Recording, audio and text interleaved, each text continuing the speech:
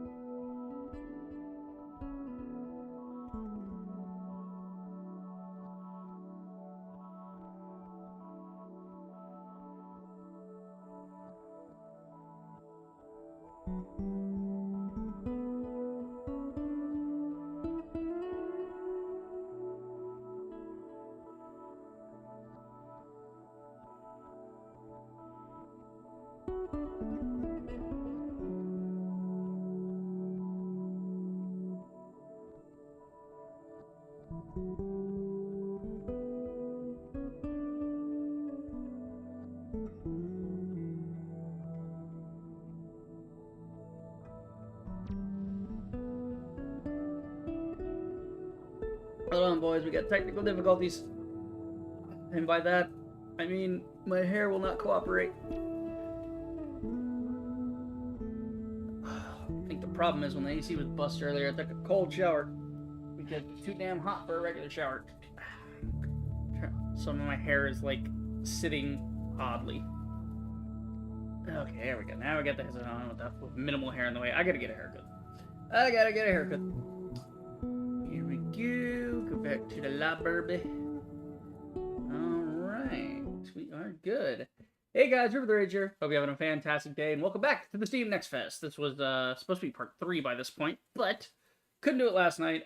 2 reasons. One, I had like errands, right? So I went up to the store, got a late start on that, and then by the time I got back and I made dinner and all that, it was like late out. Like I would have started streaming yesterday like 9:30 or 10 o'clock. It's like, no. So I just kind of chilled and I went to bed and just decided to get a little sleep because I always fail at getting enough sleep.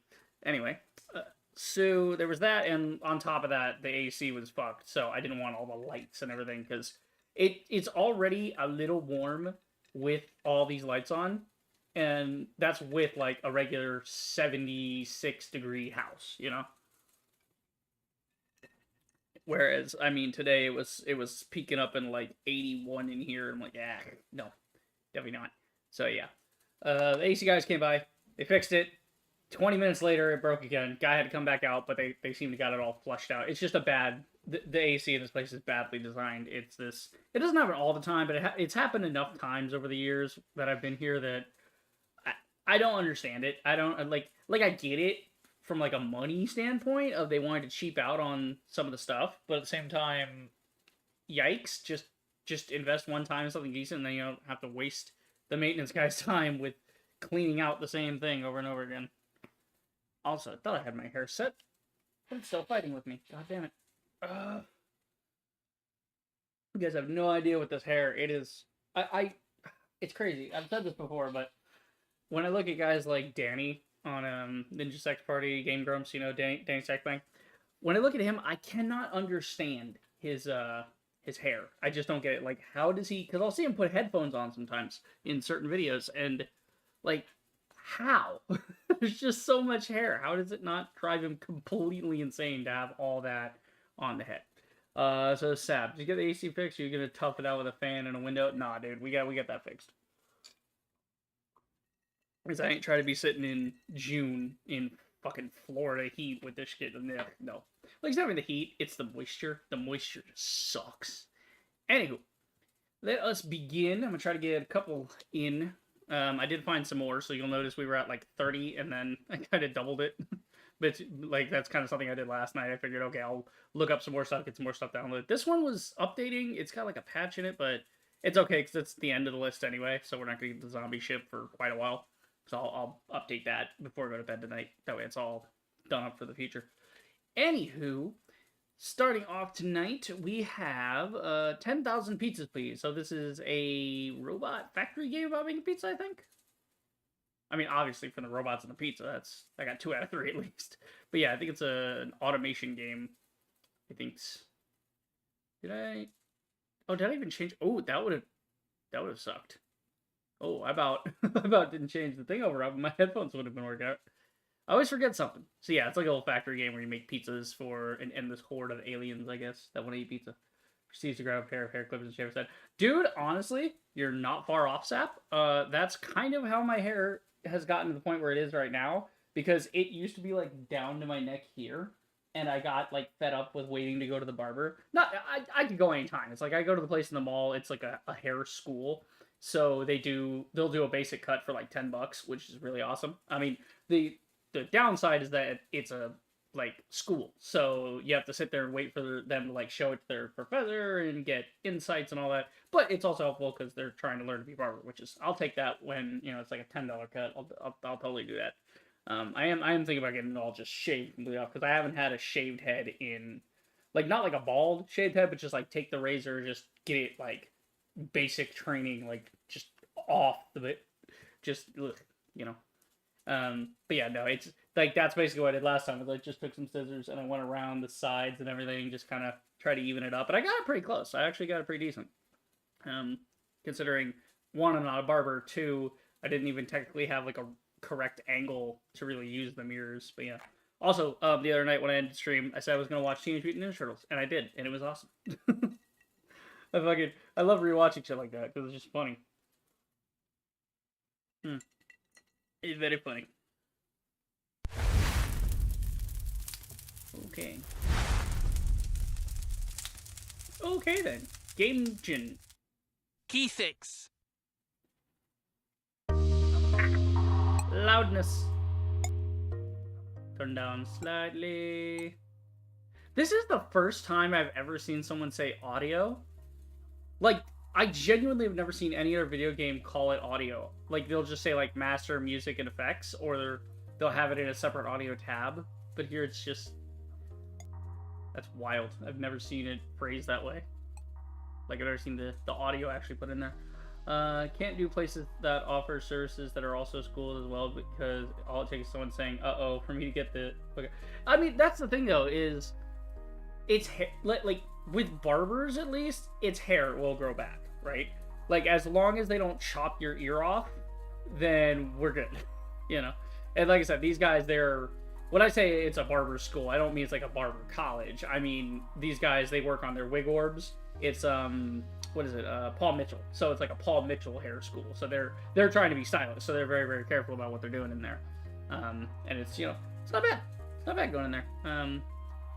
They'll do like the full rinse out with the fancy shampoos and everything. It's nice. Nice. Anywho, full screen with the VSync on. All right. So 10,000 pizzas, please. We are robots. We're making pizza. It's a factory game, and me likey. So here we go. Unfortunately, I can't be on too long tonight. I'd be up till 2 in the morning if I could, but I gotta make sure I get some sleep tonight, because I got an appointment tomorrow afternoon, and I gotta make sure I'm ready for that, and then, you know, there you go. But I have a hard time getting out of bed, so I just gotta make sure I'm up like an hour before I actually want to get out of bed, because I can't throw myself out of bed like I used to. I'm like, you know, what am I getting up for? Alright, so put down the dough spawner. Ooh, already I'm kind of like in the... So I drag and drop, or... Yeah. Oh, okay, it's like a drag and drop thing. Alright. Mouse is a little touchy lately. It's got like this double click, or when I try to hold things, it'll... Oh! So you can just straight up click and... Ah, nice. Okay, that works. Okay, I need to move the mic slightly. I'm like leaning around to look at... Put press machine to presto. I really like this. The idea of like if you can't see the video, when you hover over it, it'll make it bigger, which is cool. And it doesn't put like a big obnoxious thing in the way. They have to click through the window like other tutorials do. It's kind of nice.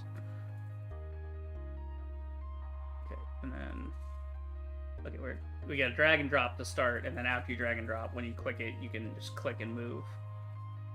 Yeah, nice. Okay, so that's the dough comes here, it gets flattened, then there's a sauce machine, where we can add sauce. Cheese machine. Cook machine. This... does anybody remember? Do you guys remember, Ed, Edd n Eddy?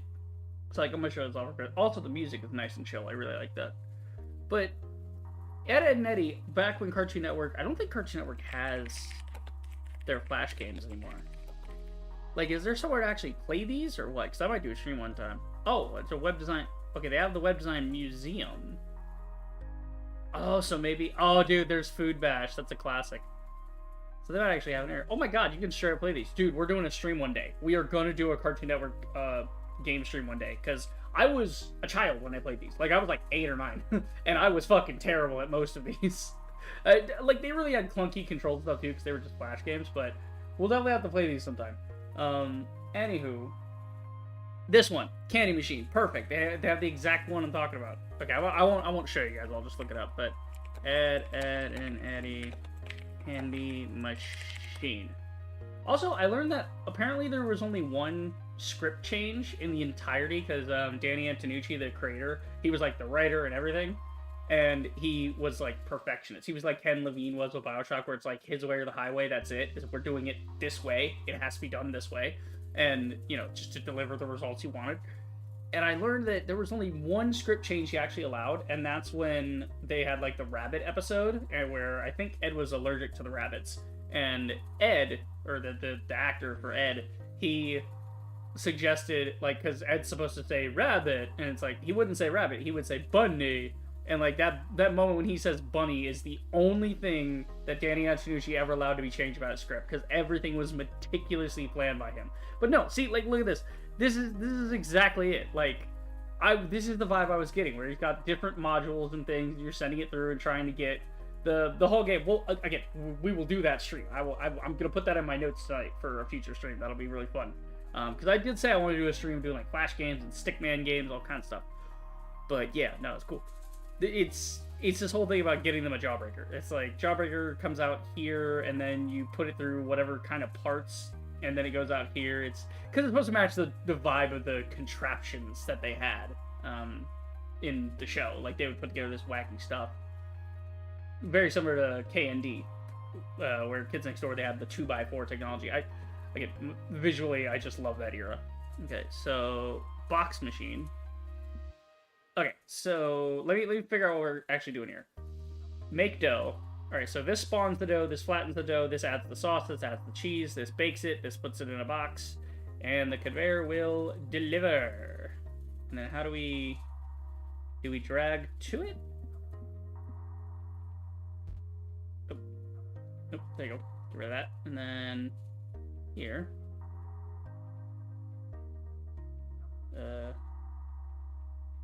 Oh, it doesn't just go? Oh, there we go. Hold on. Can I, like, rotate? Oh, R for rotate. Okay, that makes a lot of sense, actually. Now, can I just rotate this thing, or... Oh, I have to delete it? Ooh, that's a... Oh, wait, no, there's a rotate thing on the side. Oh, you can rotate it, but it won't turn into a corner piece. Okay, so it's all about you gotta, like, actually plan this shit, right? Okay. So then here, we hold it, and then rotate it. There we go, that's what I was trying to do. Okay, so then we sell it here, click the dough spawner to spawn dough. Go dough. Oh, cool, we can zoom in. Look at that. And, okay, woo, zoomed out. Up. I'm trying to figure out how do I move the camera. Oh, middle mouse. There we go. There goes the pizza. Nice. I don't think we really need to see more of the game. We get the idea here. And then you have to refill the dough spawner. How do you refill? Click it, and then you can hit refill. Awesome.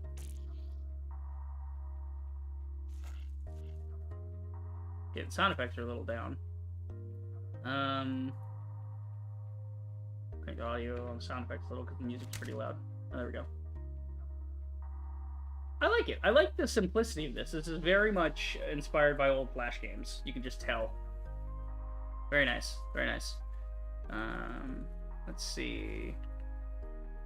Wait, do I have to keep clicking it, or do I refill it every time? Did you... Wait, did I even plug this in? Yeah, no, it has a side port. Okay. Oh, you can clicky, and then it... I see. Now what happens if I load it up, but it's not ready yet? I think it's timed to where you can't do that. Yeah. Okay, cool. And then whenever it gets all the way empty, then you refill it. That's cool. So you guys get the idea. We have parts, we have pieces. It's the whole thing. We got like other machines and stuff we'll be adding to it. Like there's a merger and splitter and all kinds of stuff. Usual factory game stuff. You've seen Factorio. You've seen other factory games. That'd be that. I don't think it's extensive enough for a playthrough, but it does look like a nice little fun side thing to do, just to make a factory of pizza. So yeah, you can see there's all kinds of stuff later in the game. It's like different toppings, different types of things, and yeah, as with any factory game, you have a lot of different ingredients. But you know, pun. I don't know. I don't know if the pun's intended there or not. But fuck you. Okay, cool. So 10,000 pizza. That was a fun one. That is a good one. Let's see. Oh, this is a goofy ass one I found last night. Should I keep doing the alphabet thing? Because I feel like we're missing out on some of the other ones that I had selected previously. Let me go down until I don't remember looking at these. Like, I saw that one last night. Saw that one. Did I when did I add things? Card Homestead, Sheet Death, Color Cruiser. Yeah, see, that's the thing is now I don't remember because they're all together in the same folder. I probably should have kept the other ones unset. Because this is the demos folder, and then whenever you put something in Steam, the way it categorizes with collections is if you just download it and you haven't assigned it a tag yet, it puts it in uncategorized. So I probably should have just left it like that. But yeah, we'll just keep doing the thing, and we'll just give a little bit here and there. So not too bad. Even with my napping, we already saw one demo, so we got what? About 15 minutes for one demo, 10 to 15, something like that. 15 at the worst. I'm hesitating. I usually just click on anyway, but I'm hesitating because I remember hearing about like Steam games having, hacks and things put in their patches lately. It's yeah. Ow.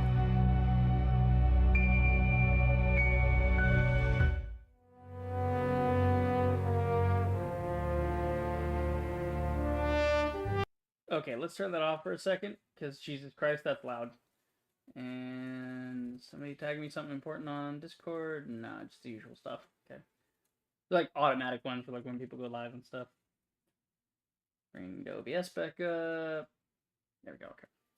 Yeah, let me try to fix this up a little. Because it's, as you can see, it's probably not too done up on optimization yet. But it looks like we can turn everything down to low.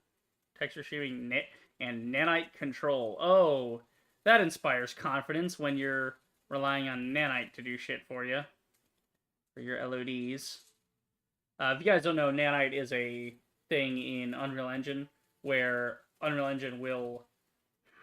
Basically, it creates real-time LODs of, like, the further you are, the less detail. And it does that by scanning the pixel range and seeing what's part of what object and just kind of feeding that onto a 2D plane. And it's, I don't know how to explain it too well. It's basically just machine learning type stuff, which is, on the face of it, good idea. If it's used correctly, it's one of those systems that should be good. The fact that there's no audio control, though, big yikes. Okay, let's try maybe... It was very loud, so let's try 5. Yeah, 5 might do. Okay. We'll see if this is any good. Oh my god, the textures are fucked. Okay, take full control of your character with WSD, map, gape, yeah, whatever. Okay. Well, actually, it doesn't look too bad. I might crank the thing back up here. No, we're losing frames here. We'll do, like, very high on that. And then... I mean, I already dropped everything to low, though. I dropped, like, the whole thing to low. Oh, good. Now it's not loading at all, because they didn't optimize their shit. Okay. So we're gonna have to just forget that one entirely. Also, I got, like, jump scared by the face, because it looks AI-ish. But, the game didn't have any, like, AI disclaimer on it. So yeah, basically, so you guys can see the game. To be fair to the game, it just obviously it's very early. That menu was indication that this project is clearly being headed up by like one guy. But it's cool. I like the idea of like mainly the telekinesis thing of like holding your hand out to do stuff, and then the physics of chopping things, and It looks fun. It's gonna need some serious optimization though, because there's basically nothing happening in this game world. There's not a lot going on here, and yet there's a lot that needs to be processed. But I do love the art style, and I do want to keep hold of it. I'll keep an eye out for it later. Yeah, so 6600, 1060 Ti. I'm on a 1080 Ti, so it should have been fine on the minimum specs, but could be that I'm streaming. I don't know. But it looks like a fun game. Okay, moving on. Moving on. So we will revisit that in the future, maybe. I don't know. Come on, stop the thing. There we go. Alright, get rid of that. Okay, Astro Scraper. This looks like a fun one. So this is like a turn-based building game. It's interesting. It's sort of like you're mining asteroids, but it's turn-based, so you're sort of setting things up for the next stage you're planning. So it's not like a real-time factory game that you're used to maybe seeing. I don't know. We gotta see what the dealio is.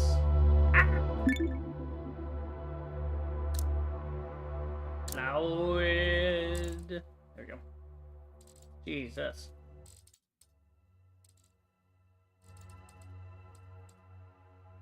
Okay, I think that should be good. I guess it's UI volume.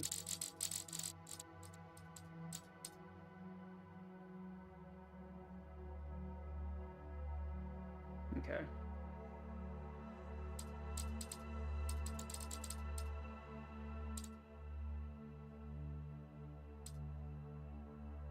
That ought to be fine. Yeah. Audio is always the first thing we gotta do. Target 60. Yeah, VSync on. Yeah, okay. Privacy mode. Sure. Auto save interval every 5 minutes. Sure. So there's a lot of rotation and building station things. Okay. So let's do that. Am I the only one weirded out by the fact that this settings and stuff is over on this side? I'm used to play buttons being this side and then settings buttons being this side, or just at the bottom and then the play at the top, you know? I don't know. Anywho. Oh no, there's a sad face when you go to quit. It turns into a little sad face. Just goes, Nice. Okay. Leaderboards. Win a key to the full game. What? Want to join a friendly Next Fest challenge? During the event, the top 10 players on the demo leaderboard will win a free copy of Astro Scraper. The leaderboard resets when the event starts, so only scores achieved during the event will count. Oh, that's cool. Wonder what the top scores are. Oh, did nobody play the game yet? Am I like the first person to even try this game? Well, then, hey, maybe I'll get a free copy. Let's see if I can hang out in the top 10. But it's before the weekend, so a lot of people might not be... This might be on people's list, but they don't have a chance to play it until, you know, the weekend. Alright, the application has been reviewed and approved. Congratulations on your promotion to Space Rock Architect. Your main responsibility is to turn these lonely asteroids into thriving outposts, one smart move at a time. Oh, I thought... I saw the end here and I thought it was going to scroll down, but no, it's just a little cool framing device. I like that. Really like that everything's on this layer of asteroid. That's really strong artistic design. Okay, so move the camera, target camera, rotate camera, zoom, rotate, target. They said something about target camera. Oh, what the... Ooh. Oh, am I like setting the orbit position? Ah, okay. So it's like when I work in Blender. It's what's the focus, what's the origin point for the orbit cam. That's cool that you can change it up if you're trying to get a good look at something. Like if I want to go under here, but I can't really get a good look, and I want to go over this side, then what I can do is I can move this to the other side, and now I can see. I do feel like if you're gonna go 360, you should be able to spin the camera entirely, but yeah, I don't know. And then this kind of just moves where on the surface is your central point you're looking at. So we'll start up here. This looks like the important space to be in. Okay, select your building. We got a habitat. Okay. Habitat. What are habitats good for? Precision mode. Okay. Oh, rotate building with that. So you can spin or you can do little tiny clicks. Cool. Try to group them with other habitats. Okay, so maybe we'll want to put the habitats, say, here. Oh, they're like different... What the fuck? They're like different shaped habitats. I thought they were all going to be the same type of building. Notice the Open King range. Other habitats in it have a blue arrow. Okay, hold on. Can I, like, move him then? I didn't realize that was gonna happen. Okay. Probably can squeeze this guy in here, though. Nice. So we got a little cluster, we got a little neighborhood going. Now place some offices. Placing buildings most often boosts one resources while consuming another. In this case, they will cost life support. Okay, so our life support is 66. An office will cost us 14, but it'll increase our population by 5. Ah, but if you put it near other areas, you get different boosts. So here it costs more. If we get it near this, it'll cost less. If we get near this, we get more people. If we can get it like near all 3, maybe. If we could get it by all 3. So maybe the central plan should be like an office and put the habitat ring around the office space. Kind of cluster it. Oh, okay. There's more guys here. I should have thought of that. I didn't see them over here. That's alright. That means we can put one there. There you go. One there. I'm kind of just dicking around. I'm not trying too hard with this because it's just a demo. Try to mitigate this place by placing a water filter. Notice the effectiveness boost when habits or offices. Yeah, I noticed that. So water will consume my resources, but it will increase my life support. So what's the bonus? So we're getting less resource with this thing. What is this thing? I have no idea what this thing is. But okay, when you put the water filter, I guess that's supposed to be our water condenser. I'm a fucking idiot. Don't listen to me. Condenser. But if we can get it near all these green guys over here, we get better boosts. Ah, right. Okay, so here, what's the best boost we can get? 63 and 30. We can get here 59. So spinning it does not actually change the central point. So the sphere of influence around it is going to be the same. That's interesting. So that means we can squeeze in here. Because if we had to do it a certain way, we wouldn't be able to fit it. But 59, if we rotate and we squeeze it in here, we can get it up to 63. Or if we go back this way, we can go 63, 67. Because we're catching a little bit of the other one as well.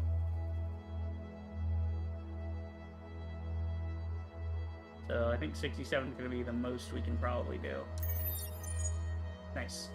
Water filter provides needed life support, but we use some resources to build it. You see where this is going. Yeah, I got you. Solar panel. Now place few solar panels on the sunlight side of the asteroid. They only generate resource when exposed to light. Ah, clever. So there's a dark side and a light side of it. So this would be the light side, or how do we know where the light side is? I don't know. It's up here. It's camera. Oh, that's cool. There's like an orbit cam where you just watch your guys go and it'll slowly spin around your asteroid. Neat. Okay, so that's the sun. Means it's the sun side. Ah, where the other panels already are. So it's kind of indicating where you should put these. And we're going to get bonuses off those. Trying to get a double bonus off of everything. So if we put 4 panels in a circle, kind of like this. There we go. We get 2 going off each. You need to balance population, resources, and life support to keep growing the colony. Resources such as ice and crystals never get depleted. Only the space around them does, so place wisely. So you have infinite ice and crystals, but that just takes up the space, and then you need the space for other things. It's completely free to use, experiment, and trial points. You can undo any placements made since your last reward. Okay, so then we can just Control Z, or do I have to actually hit the little button? Okay. Gotcha. Hover buildings at the bottom to see what stats they affect. Oh, okay, this is cool. We don't need to see any more of this. This is a very cool game. Yeah, we definitely want to wishlist that. Nice. So we'll see about playing that sometime in the future. Could be a nice little playthrough or something, you know, or just me chilling. I think I'd probably chill with this one and just watch some, you know, little shows or movies on the side. Seems like a good time waster type of game where it is a strategy game in a way. It's sort of a puzzle of how do you optimize the actual game. So here's the developer playing it, figuring it out. So it looks like you get different biomes too, because the tutorial was a yellow sun or a red sun. This one seems to be a white dwarf. which is fascinating. I have to wonder if different solar systems will give different challenges. So like if you're by a red dwarf, a red giant, or a white dwarf. Is it red dwarf or white giant? Yeah, it's red giant, white dwarf. Yeah. Cool, very cool. So that was an Astro Scraper. Cool. I like a good resource management game. Those are kind of fun. Next, Be Kinder and like be a rewinder, dude. This one I got mainly for the art style. It's just sort of an incremental game, but it's all cutouts of what I assume is the developer and their friends used for some of the characters, but they're really just intentionally terrible photoshops, which is really funny. I don't know why. Or they're like stock photos being fucked with. I have no idea. It's just they have just weird faces, and I love it. So the whole thing is like you're working in your job is to rewind videotapes for people, and then there you go. That's sort of the idea. So we'll see. It just looks funny as hell. Just the pog face and everything. It's ridiculous.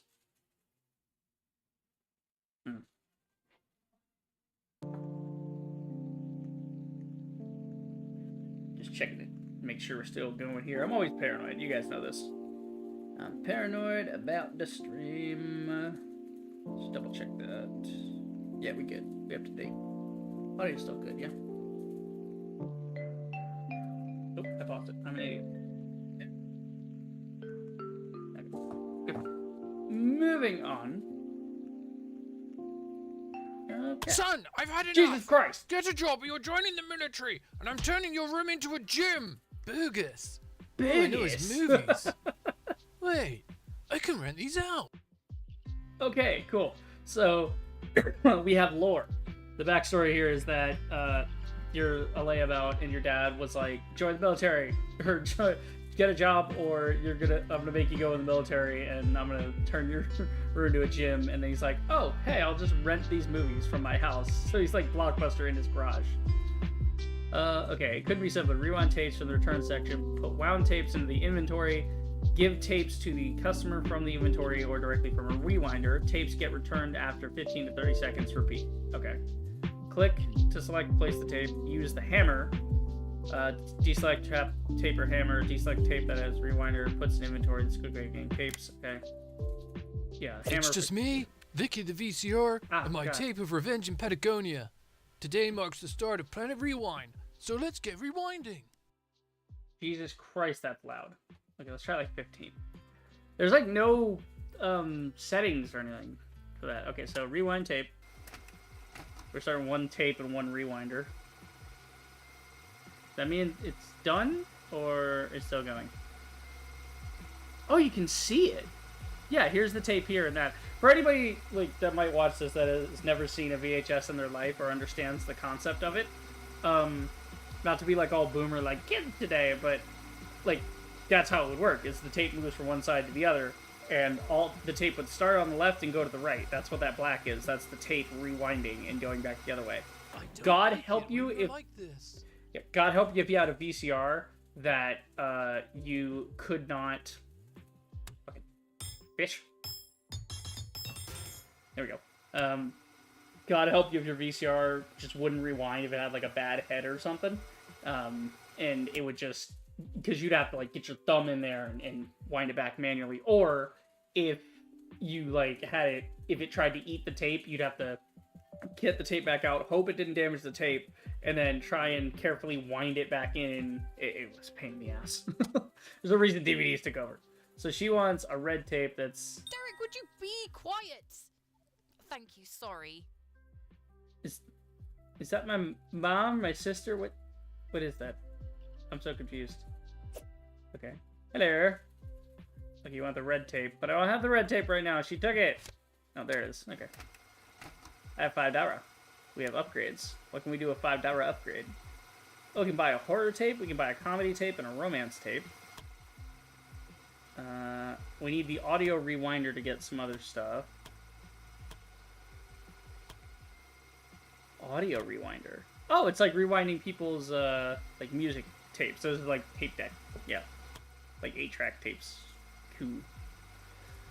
Okay, so we can upgrade on that. I think we should. We'll wait until we get 549. How do I... To shop? Okay. Yeah. Get to the point! Get to the point! I wonder if I hit it, does it go faster? Hey, I'm only What? asking, bruv, if I can get some discount.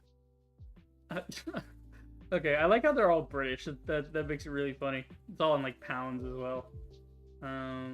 Should we get more tapes?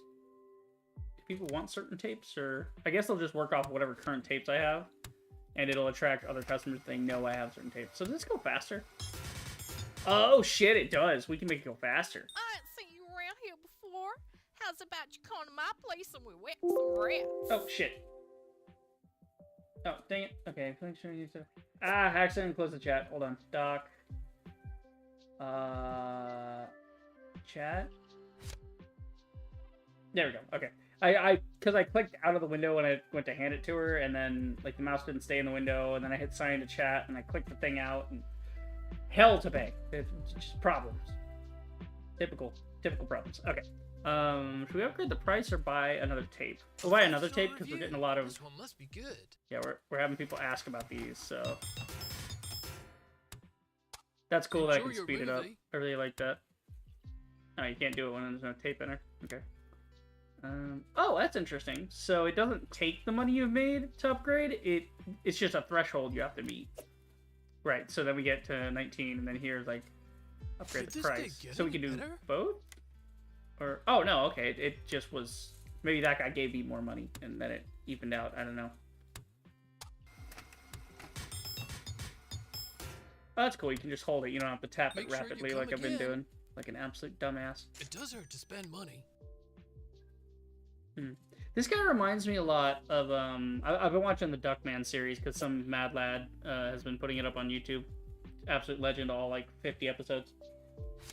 And I've been watching that series, and this guy's voice reminds me a lot of Ajax, who's Duckman's like eldest son. I ain't seen you around here before. How's about you come to my place and we whack some rats? Okay, that's great, but these accents are hilarious, but I have no way to make the dialogue more without just doing the whole thing, right? So that makes it hard to hear what they're saying. And I would also like some subtitles, because, you know, that's just helpful to have access. Do you have any late Oh, okay, we have another one here. Okay, so these down here are already rewound. So then we can just hand it to them from here. Okay, gotcha. Interesting. I did not fully comprehend. Okay, so this one's already wound, so we just give that. Quiet? And then we'll just do this one Thank you, in the sorry. meantime. I think that's my mom yelling at me. Like the mom in ears yelling. So the shelf down here holds your extras, and then you can just hand it off immediately. You don't have to wait to get through it all. Do we have an automatic rewind or something? Upgrade rewind speed. That'd be a good one to go for. Interesting. I'm getting kind of into this. What the fuck is this? Bryson, Caitlin, and Matt. Okay. Bryson moves a return tape to a rewinder every 22 seconds. Caitlin moves a rewound tape to the inventory. Matt gives a customer an inventory item. So it's like you got like helpers. You got assistants. Okay. Okay, so in the full game you'll be able to upgrade the hammer. That's what I was wondering. Fast service, ×2 when completing order fast. Oh, that's what the star means, is they want it now.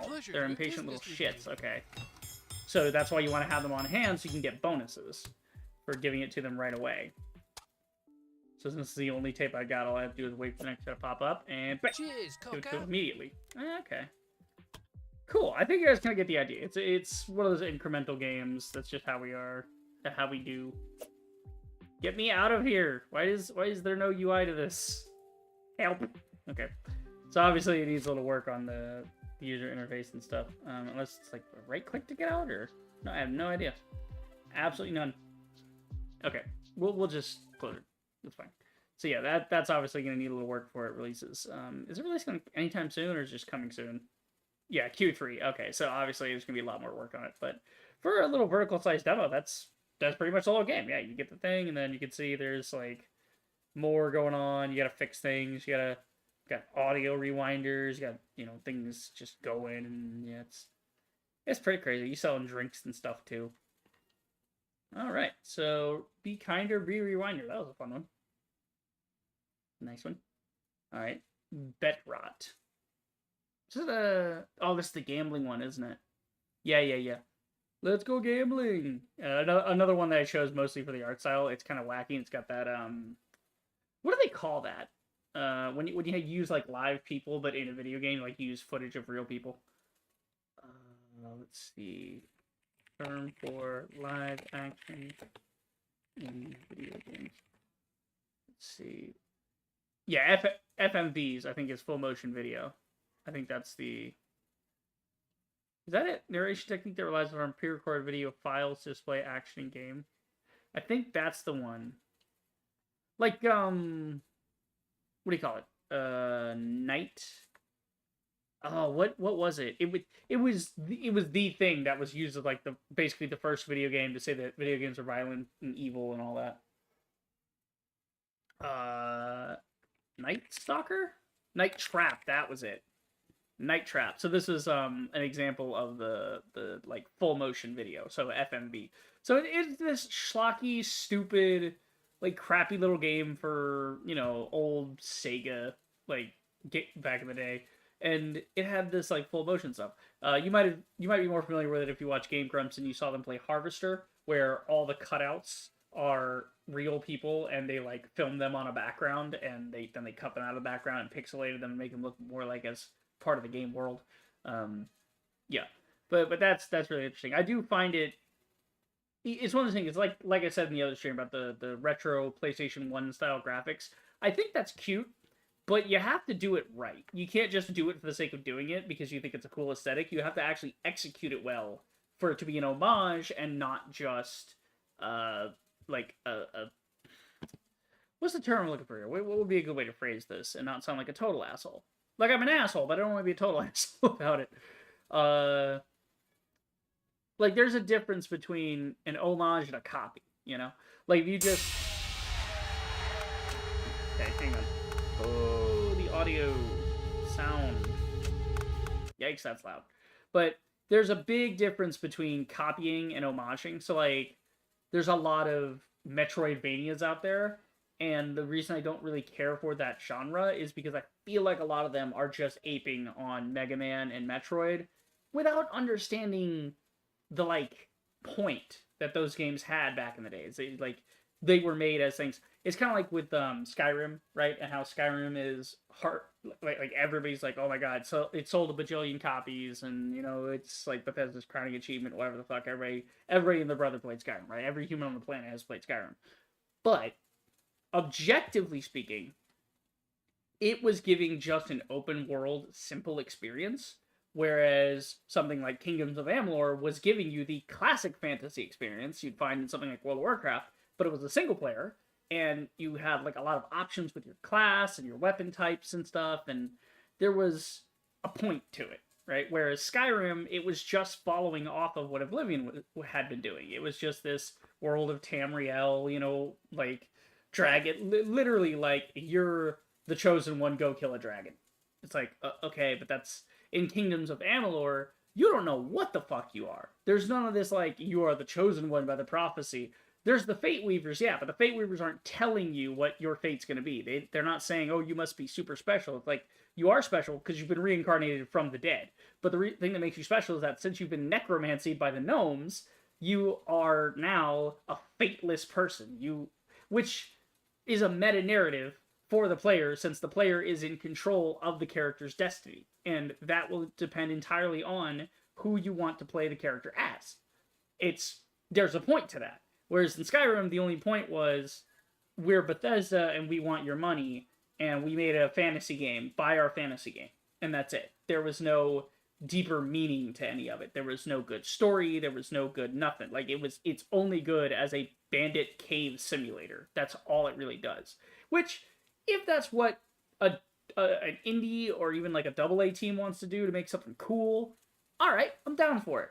But when you're a AAA studio like that, you're one of the big dogs, Bethesda. You should have put out something that was actually really, really good and had a solid story in it, at least, you know? Like, I love how people will give, I Outer Worlds shit, like Outer Worlds and Avowed. I can't speak too much on Avowed, but I know Outer Worlds because I played it. They'll give a Outer Worlds shit for being like not this super expansive mega thing, but they will say nothing about Bethesda, and they'll shit on Starfield just because it's popular to do that. But nobody ever went back and like shat on Skyrim and said it was like boring, bland, useless crap. You know, like what the fuck.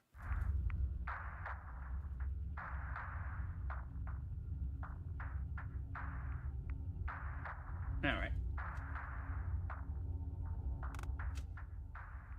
So we'll go about 25 maybe. A little quiet, but that's all right. I like the hands, so when you go to the options menu, it like reframes it.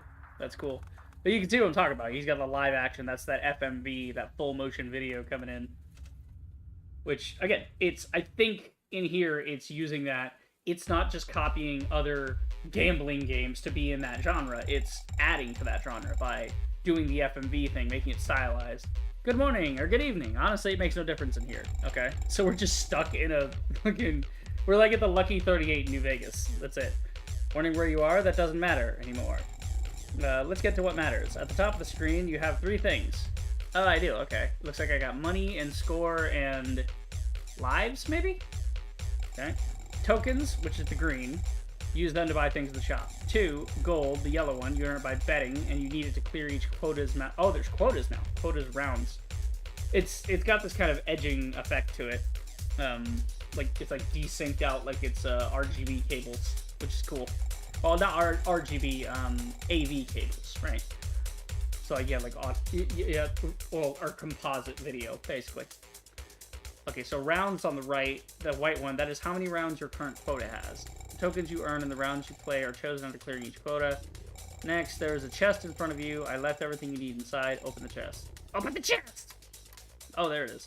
So this is very much like, Balatro, or, what was the game where you blow your head off? Was that Balatro? No, Balatro is the gambling card game one. What's the one where you blow your head off? The Russian roulette with the shotgun. I had it. I played it. I played it for a bit. It was rather short. I was expecting it to be longer, but it's also multiplayer stuff too, so it's like technically you get more out of it just playing multiplayer with your boys. But what the hell was that one? I can't remember now. Oh my god. Because Balatro is the clown one. Yeah, this is the gambling one. And then there's Buckshot Roulette. Why the fuck couldn't I remember it was called Buckshot Roulette? That's... Of course it is. Okay. Open the chat. So yeah, it's in that vein of Buckshot Roulette. Oh, there's a lot going on here. Okay. Here you will see your paper roulette. Okay. Where you can place chips to bet. Sure. I'm not a big gambler, by the way. I know very little. I understand blackjack, gin, poker. I understand more card games than like the odds of roulette, you know. But I mean, you don't need to understand it because gambling is bad. Like the house always wins, you know. Why bother gambling? Right now you only have 5 chips and each chip is worth $10. Bet wisely. Whenever you place a chip, everything you did not bet on will receive -10 for each chip. Wait, what? Chips are not lost after betting, so always remember to use them all. Next, now let's take a look at the shop. Exit the chest. So wait, I go in the box and I gamble in the box. How do I get out of the chest? Oh, right click. Okay, makes sense. There's a needle here and a couple of brewskis. Hell yeah, brother. Got some cigarettes too. Based. Okay, shop is on the left. Oh, shop. There we go. Enter the shop. Okay. This is the shop. You can buy items that modify the roulette or level up its categories. When you buy an item, you will be able to see it inside the chest. Exit shop. Okay. Now, one last thing, and remember it well. When you run out of roulette spins or have enough money, activate the TV to deliver your gold and move to the next round. TV is your spot, and to enter the roulette, you only have to look up. Oh, okay. Okay, so that's the TV when we get done with doing our roulette thing. The music's a bop. I do need to turn it down just slightly, but I think like 15. But the music's an absolute bop. Okay, let's see. How do we bet? Do we just like click and then like I said, I have no fucking idea what I'm looking at when it comes to a screen like this. Fuck it, let's bet all on black. I'm feeling lucky on 11. Oh, we drag things. Okay, so we, like... take chips from here? Oh, we have $1 chip, $3 chip, and I'm assuming that's all in. Fuck it, let's go all in on 11 and see what happens. Wait, what? Huh? Okay, I'm confused. Do I... Yeah, lay the chip. Oh, okay, there we go. No, I don't want to split the chip between 8 and 11. No. What? Take it off! I want it back! Oh, that cleans up the chips. Okay. No, I just want it on 11. I didn't want it on 8. Alright. So we'll do 11. We'll go double on 11, and then we'll go 3 on... Let's see, that's the thing. Everything that's... So they said that every time I select something, all the other spaces are going to get negative dollars, so you can't really cover the spread. Because if I just said red and black, it would make both of them negative 10, which means any winnings I get would be safe, but... Like, okay, so to give you guys an idea what I'm talking about. So if we were to put, like, 1 here, and then put 1 here, we've covered the whole spread, right? We got all the stuff. But it's, you know, that's kind of loser shit, to be honest with you. So yeah, this way, green covers the board. We don't know how much we're going to get, like what the odds are, because the odds are 100% we're going to hit. But I don't know, you know. Let's double on... You know what? I'm feeling that 11. I really am. No, not the... No. It's a little finicky. I feel like the numbers could be a little bigger on this screen. They're trying to get the chip in the right spot. Okay, do we just... How do we roll this bitch? If I exit now, it's not going to do anything. Do we spin? How do we... What is that? Okay, I guess that's my items. If I have items, that's my side screen. So here you can kind of see what's the plus minus on everything. I don't get how I'm supposed to activate this.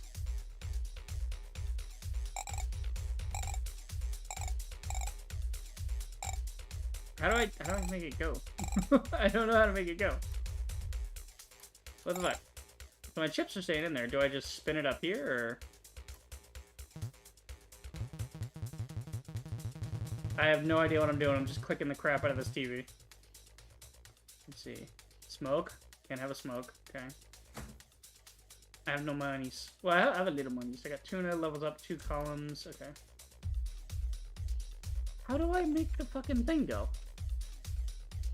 Left click, right click. Okay, that's all. There's no, like, other buttons. Oh, we look up when we want to spin it. We go all the way up. Okay, I didn't see that up there. I didn't get that this was the whole wheel. Right. So you look in the box, you set your bet, you roll it. There you go. Now we spin. Spin that bitch. We got a 3. Okay, so yeah, we were guaranteed to win there. And then we come back and we can keep spinning as much as we want, or well, we got 4 spins, I guess, left. Or we can change our chips around. Okay. Interesting. So if you play like Buckshot Roulette or whatever, it's one of those gambling type kind of low-key horror games with the just kind of funky art style and neat music. So you can see you guys like using different items to offset the potential for winning. Yeah, Meat Brutal Crows survived the spin. Did I mention you smoke? Props to this guy. I don't know if he drew it or if he like commissioned a friend or something, but the aura, it goes hard. Like, look at this shit is hard as hell. Like, it's just beautiful. I love you got the guy smoking, but instead of it smoking, you've got this flame coming off it. I'm assuming that's some kind of modifier. Then you get this giant plume of just voluminous smoke out the other end of his mouth. He's got the hood on, so he looks all cool. One hand he's got like cards or cash or something. The other one he's just chucking the chips at it. I love it. It's just in the sketchy quality of the lines too. It's very, very illustrative. I like it. Like, it's not perfect, you know, it's a little off, but I like it. I can see myself messing around with that. So bet rot instead of bed rotting, you're bet rotting.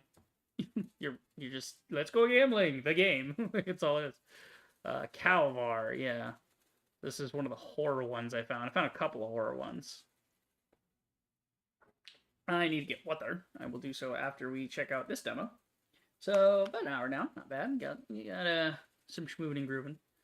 Yeah, this one looks real fucking creepy. It's one of those like underworld creepy H.I. Giger type. Yeah, the usual spooky oobity boobities. I'm gonna go ahead and just maybe try and mute it ahead of time. Oh, cool, that's not responding. I love when my sounds window doesn't respond. Thank you, Windows. Yeah, close the volume mixer. Open volume mixer. Cool, Windows. We'll just break my volume mixer to where I can't. Thank you. God, it takes forever. I'm just gonna mute it ahead of time before it loads, just because I never know with these things.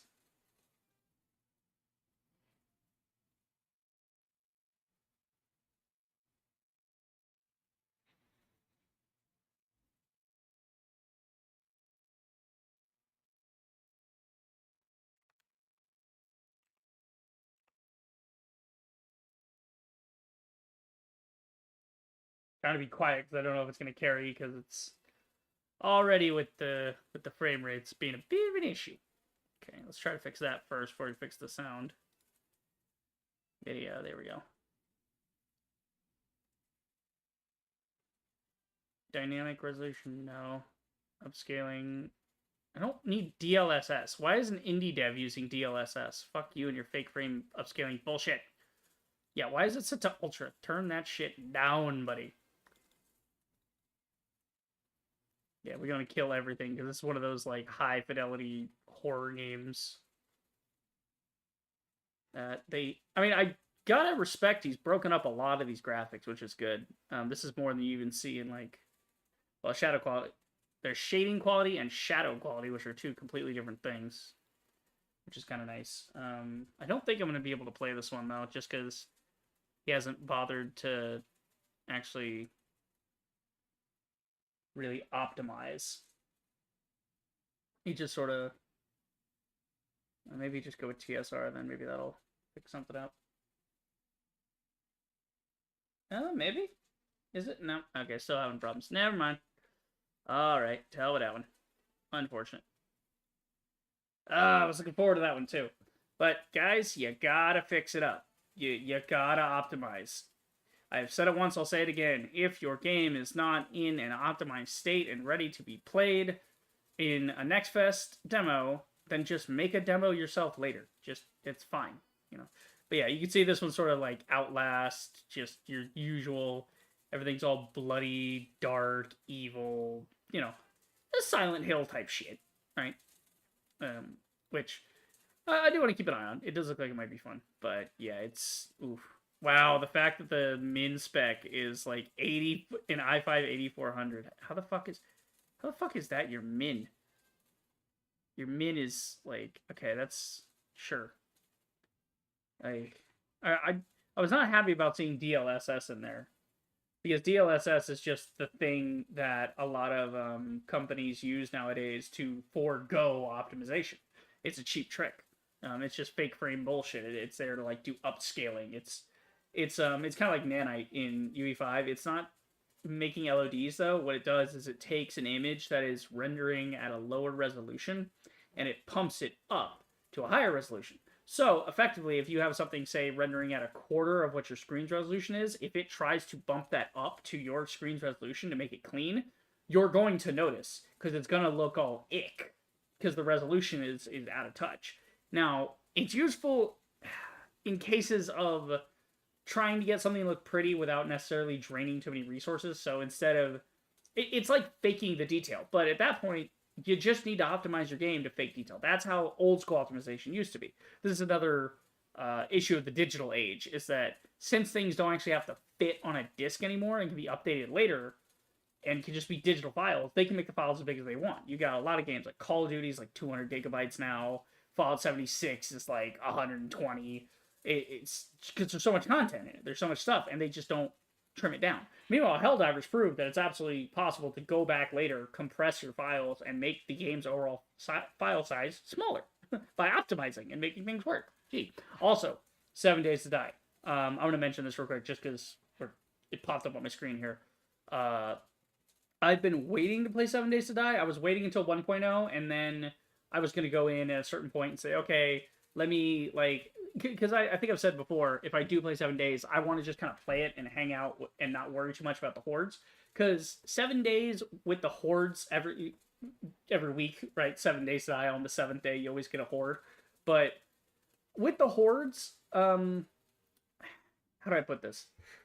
That's a great feature for multiplayer. I don't see how single player guys can do it without utterly cheesing the system, and I didn't want to utterly cheese the system with some of the stuff I build of like, oh, if you build it this way, then the AI pathing tells it that it's a way it can go, but really it drops in this pit. You just kind of cheese it as a solo player because you really didn't have an option.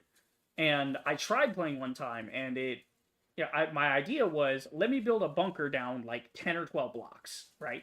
And that's got to be far enough away from the surface where the zombies have nope, the zombies know right where the fuck you are.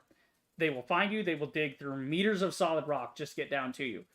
They fixed that in 3.0. So 3.0 has got a new setting you can use that will make it to where zombies can't dig. They can dig horizontally, so like they can damage walls and shit to the side of them. So if, let's say, I have a hole next to my bunker, they can technically still dig towards my bunker if they're on the same level, but they can't cause a hole to go down, down, down, down, down, right? They can't dig down into you, which is a big fucking change for solo 7 Days to Die. So that'd be something fun to do, is we could do that, we could fix up like houses and stuff, and then have like a bunker retreat too for the horde nights, and completely ignore it, or put up traps and let them funnel that way. I don't know. I still think their AI could use a tweak to where certain zombies react differently to certain traps, but that'll take a little time for the team to get together, because I think it is only like three guys. I think 7 Day Studio is a small studio, a couple guys. Anywho, moving on. So we'll do that sometime in the future. Also, Planet Crafter. Sorry, I just remembered that they got like a big thank you to 2 million. So what they're doing for the 2 million is they're making a free DLC. They're doing like a free update for like a whole moon that we can terraform. So I still intend to get to give them more money and fully just buy the DLC. The DLC is like $8 or something. And we'll play Planet Crafter again. We'll play that new DLC that has the new tech, and then this one is going to be like a free DLC, which is also going to have, it's got its own lore. It's got machines, resources, species. It's a whole new side thing, but it's free. Like 2 million copies. What is that in money? Let's see how many. Plant side. No, not Plant Side 2. Plant Crafter 2. What am I thinking? Crafter. No, not Plant Crafter 2. Plant Crafter.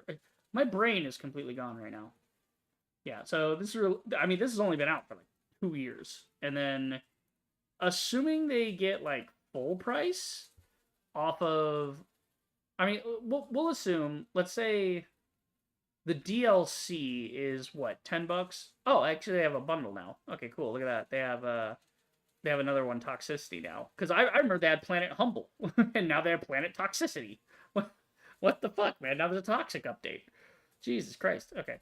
So then this one is like, yeah, they're like $8 a piece. So even, let's average and say if people buy it for half off everything. So if that's like, 15 and then 16, it was like $30. But $30 after 2 million copies, that's not chump change for a team of 2, because it's like a husband and wife team. $30 at 2 million copies. That's $60 million. Then you want to remove Steam's cut of 30, so that's 18 million off that. Minus 60 million. So they're looking at 42 million. Which is like not bad. That's that's a little crazy.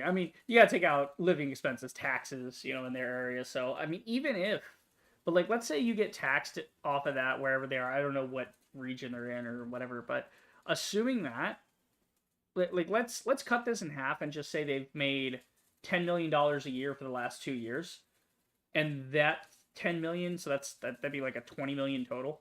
So if they made 20 million total over the lifetime of it, and then we'll say the taxation then comes in at 90%, let's say. Oop, clear that out. That would be what? 0.9 for taxation, so they would still have just made $2 million, even if 90% of what they got in went to expenses and like just taxation. So if you had taxes on top of that, we're talking still $2 million. That's $1 million every year for the last 2 years. Like that's still, now it's not all in a big lump sum or anything, but it's clearly enough money for them to keep this passion project live, and that's why they can afford to do a free DLC, because they're funded for the next like 3 DLCs they do. And that's crazy. If they, now that's assuming you get an average of about $30 in, which I can see it, because the game itself is $25. Some people might wait for a half sale or when it's $10 and then they buy the DLC, and it's so average about 30. Even if that's not the average and that's not the tax rate, we're still looking about making a decent chunk of change off that, which is pretty good. Anywho, so Card Homestead. Card Homestead? I don't even remember. I kind of get in a trance when I look at these demos, and I just go, oh, that's cool. Add it to the list. Yep, put it in the list. I get in a groove, and I was watching, like, Star Trek on my side monitor. So sometimes I just completely forget what ones we're looking at. Oh, I did say I want to get water. We will do that in un momento. Un momento, por favor. I just want to make sure it's not going to have any, like, weird shit with the stream where it's killing my frames or whatever. Oh, this one. Okay, I do remember this one. That was in Korean. That looked like... Was that Korean? That looked like Korean. Hold on. Is there... Yeah, nope, that looks like Korean and or Chinese in here. Okay. Cool. So yeah, it just looks like we're going to be good on the graphics and stuff. Yeah, graphics is always funny. Because, I mean, it's a simple little, like, Flash-looking game. So, give me 2 seconds. Did I mute that? Yeah, okay. I just want to make sure I mute it because I don't want it interfering with the background music when I go to the AFK screen right now.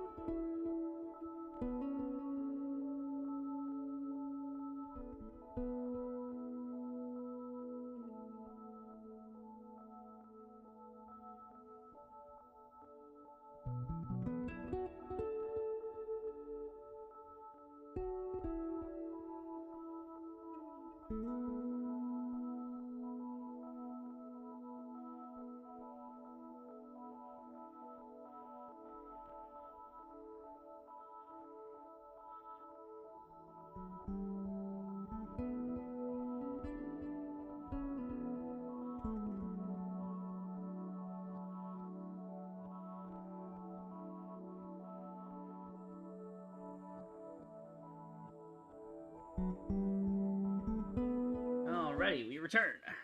Get some water real quick. Gotta stay hydrated, bitches. Gotta stay hydrated. Okay, oh, forgot to unmute. Actually, you know what, I think I'll start making this a regular thing where we just come in and take the sound down immediately, just to make sure it's not gonna fuck us up. Because I don't want to hear it, you guys don't want to hear it, you know.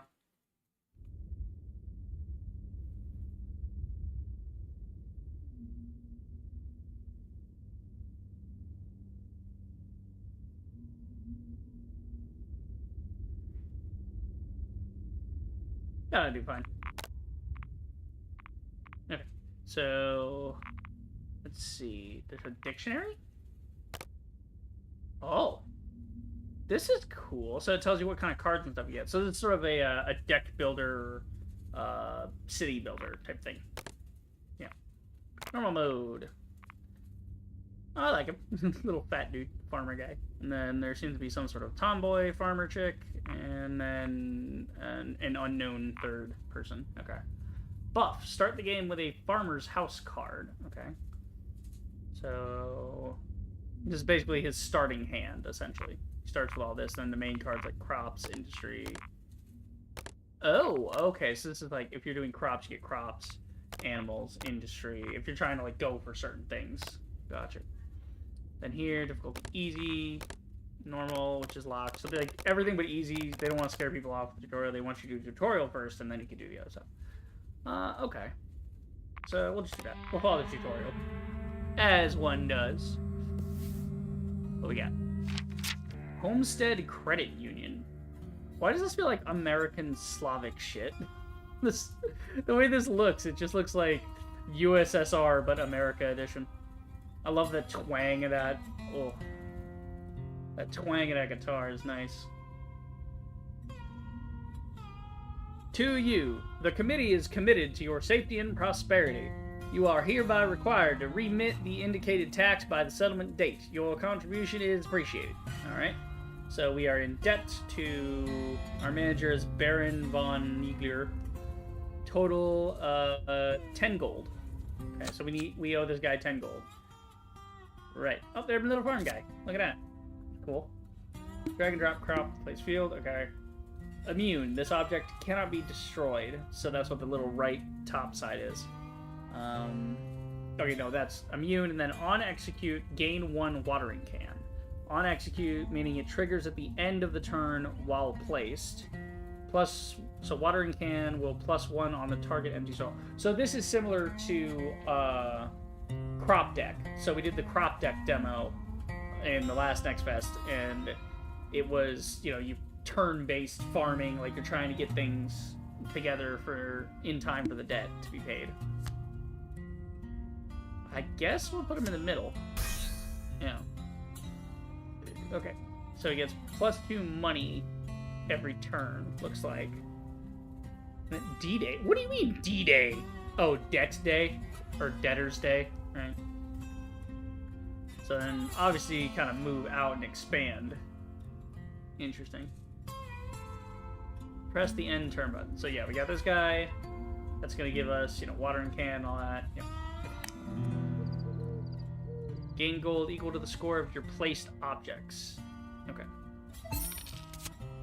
Hang on, the audio is a little high. Turn that down a little better. Survival guide cards. There are 2 types of cards: placement cards and action cards. Okay. Placement cost, gold per turn, range, card effect description. So you spend the water, which is nutrients, to place cards on the field. Placed objects produce gold every turn. And then this one's an action card, right? Card effect range. When used, applies an effect to tiles within range and is immediately consumed. Okay. You're on time. Driver, supply officer. Okay. So he's giving me some stuff. Feeling lucky. So that's a free spend that and see new card. Okay, so that's a free reroll on the cards. Or you can have him give you water if you don't need any cards. If Sunny, gain 2. Activates when there are no objects on the top row soil. Okay. Gain 1 fertilizer bag. If an animal is in the field, gain 1 more. On destroy, gain 1 rabbit. Okay. I like this, the idea of that one. So we don't have anything on top row. Yeah, activate when there are no objects on the top row soil. So, do we have nutrients? How do we know what nutrients we got? I don't think I can use this. So I think I need to use the action card and then that. Because I think I can play as many cards as I want so long as I have the resource to spend on it. You have to have 10 or fewer to end your turn. Okay, so you can't stack a whole bunch and then drop them all in one turn to make them kick off. Okay, so I have to spend nutrient. Okay, +1 on the target empty soil. So I want to put the crop behind the house.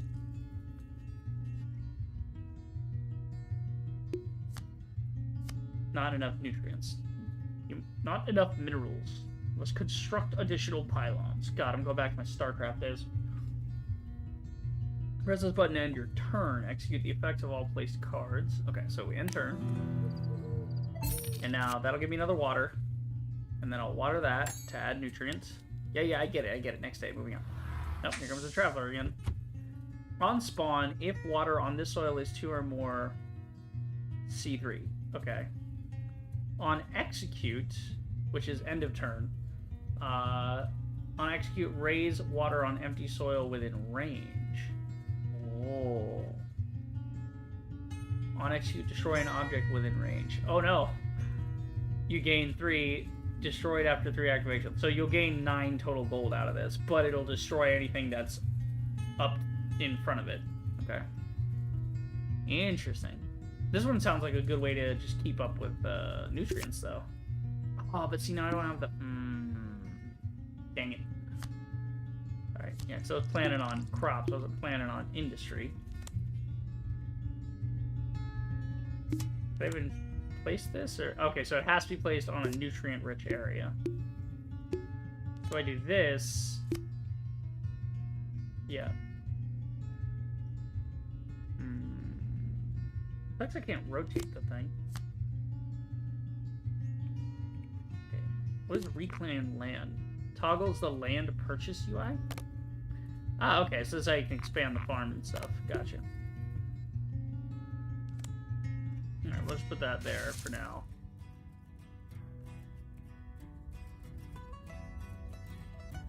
I know this music! Speaking of 7 days, I've heard this music before. This is like from the free YouTube audio library. I know because Neebs, when I watch Neebs Gaming and they play 7 Days to Die, I've heard this tune before. I know this tune. Nice. Alright, I guess end turn, because I don't have anything we can do at the moment. And then this one's when it's sunny. Sunny activates when there are no objects in the... Oh, I see. So I guess the sun comes from this direction. So if anything's in the way, it technically blocks the sun. Gotcha. Okay, cool. We got more nutrients. So I think I'm going to put this one down the bottom there. I could get +1 water and do that now. On spawn, raise +1 to all soils in the row and column. Interesting.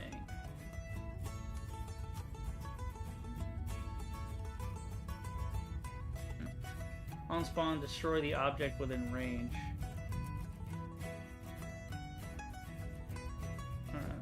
This will give me a watering can.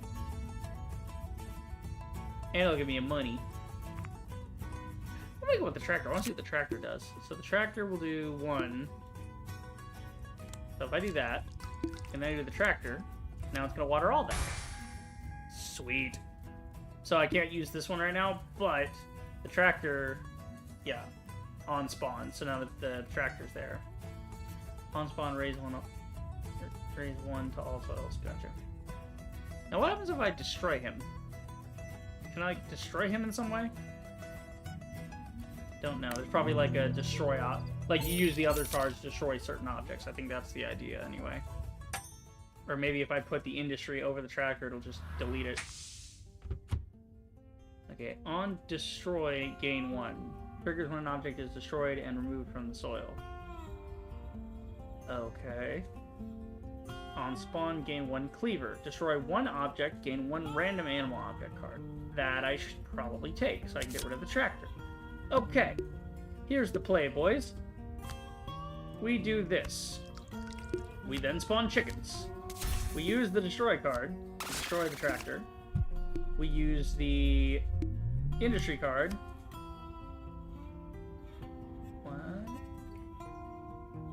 Oh, it needs to be 2, because I watered that, and then... Why the fuck did I water that? Oh, because I needed 2 for the chicken, that's right, okay. I'm stupid, don't listen to me. Now, if I just... We're going to put this somewhere. Yeah, okay, so plots have to be empty, right. I got all this money, I really should be expanding, but... Okay, I think we get the idea. I think we got it.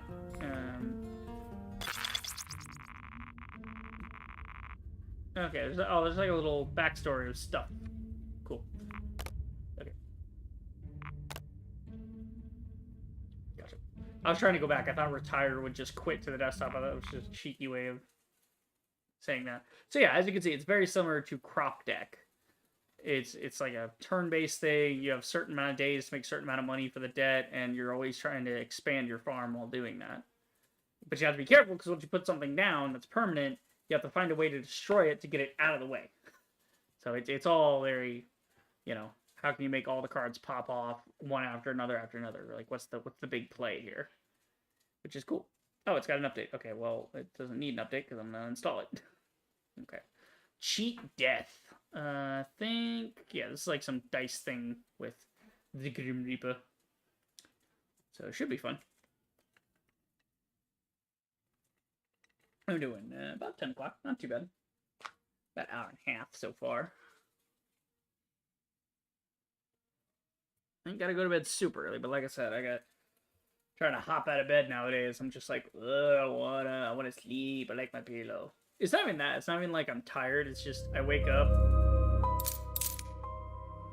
It's like I'll wake up and then I'll just stare at my phone and look at memes and things. Get caught up on like Discord before I even get out of bed, just because I'm like, ugh. Because once I get out of bed, I want to start moving and grooving, do the dishes, all that, all the good stuff. Okay, yeah, we'll get there. Turning down a little.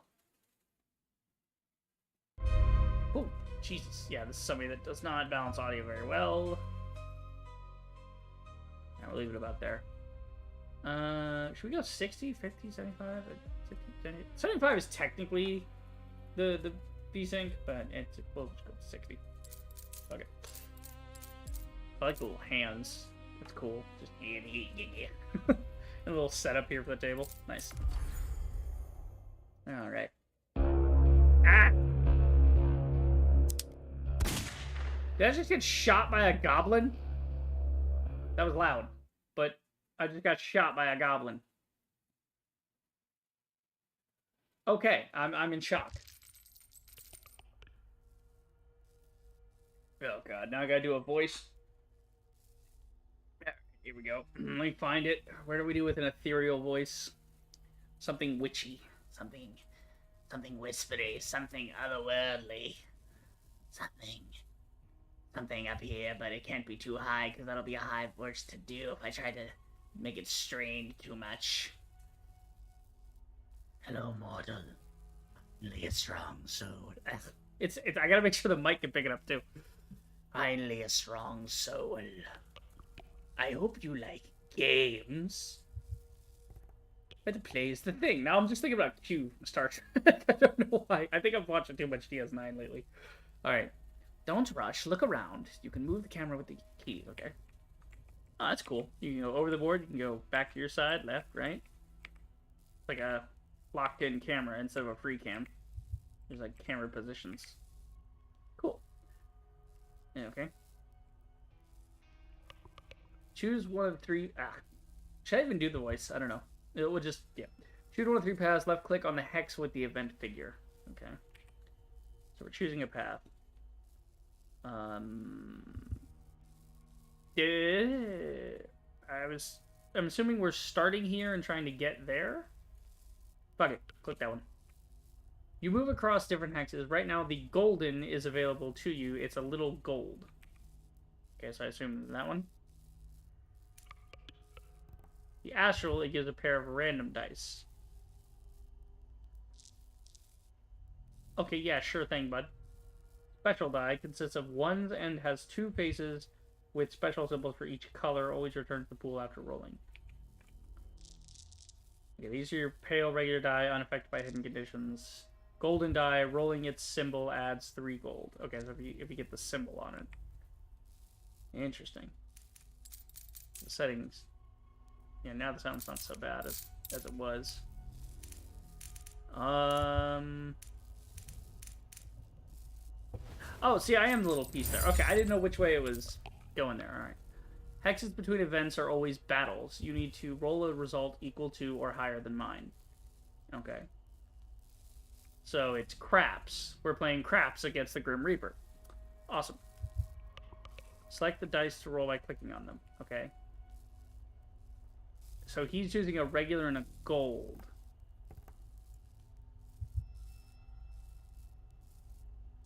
And the special die... Oh, no, I didn't want to select it. I wanted to read it. You can return it by left clicking. Okay. Once you've chosen the die, click on the crystal. I don't want to click on the crystal. I want to read the die. Is it right click? Okay, it's right click to read it. Alright, I thought it was left click. Consists of ones and has 2 face... So this is just all ones. And then there's 2 special faces. The special symbols of each color. Right. Alright. Maybe we'll just mirror him. We'll do the same roll to make it, like, completely even. And this, control crystal. This is where you throw your dice by pulling back with left mouse button. Maximum number of dice would be 5. Okay, can I just add more dice to try to fix it? I'm trying to roll equal or greater than him, so I feel like if I just add more dice, it would give me a greater chance. Oh, let's just see what happens. I'm gonna sling it to the right. He ain't gonna see that one coming. Hit ya! Okay. What happened? After the roll, pull the lever. Oh, I can't see what the lever does because it's all in. If you win, you choose one of the 2 rewards. If you lose some else. So it looks like, did I win or did he win? That's Death's dice sum. I won. Okay. The results calculated from the values of the dice and the combination. In case of a tie, player wins. So player always wins the tie. Gotcha. The results calculated from the value of the bonus from the boons is added at the end. So I can get another die. So it looks like it used up some of my die. Or I can get money. Okay, so I get money. Does it go in my little piggy bank over here, maybe? Ah, cool. There's an actual pool of money. That's awesome. Whoa. Okay, it's getting complicated. This is the shop, a place where you can buy the things you need. Okay, so it's like a roguelike type of thing. I got 21 gold. I got 17 life, it looks like. Kind of just like, yeah. See the new dice? They have special properties when you roll a 1. Golden ones bring a little gold, astral ones, and add a random die to your reserve. And chaos dice, they grant you items. Okay. Golden die. Chaos die. Rolling symbols adds random item. Okay. Box of dice contains a small amount of gold and set of random dice. Reroll all of your or Death's chaos dice. Ooh. Chaos brush. Recolor a die. So the color matters. That's why this one's special, because it gives... Yeah, it has 2 faces with special symbols of each color. So it'll hit, like, all of those things at once, potentially. Because this one's just your astral die. So you get, like, purple, yellow, white, and red. And then the special one here, you get to keep, and you can use it, you know, over and over again. But the trade-off is that it's only ones. So if you want to use it, you have to put it in a pool with a bunch more dice to kind of offset your chances. Interesting. Okay. Okay, we'll just pull it. I want to move on. Another type of hex is available to you, the red. It grants an item. Okay, so red gets an item.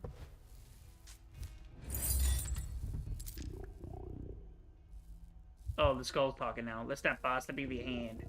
Death can't see me. A little more information won't hurt you. So he's like hiding in the skull, I guess. He's sneaky. Or is it the heart talking to me? Anything's unclear, right click on the object. Yeah, take a look at the special die. Yeah. Okay. So he's rolling a chaos, and the chaos is going to give him a random item.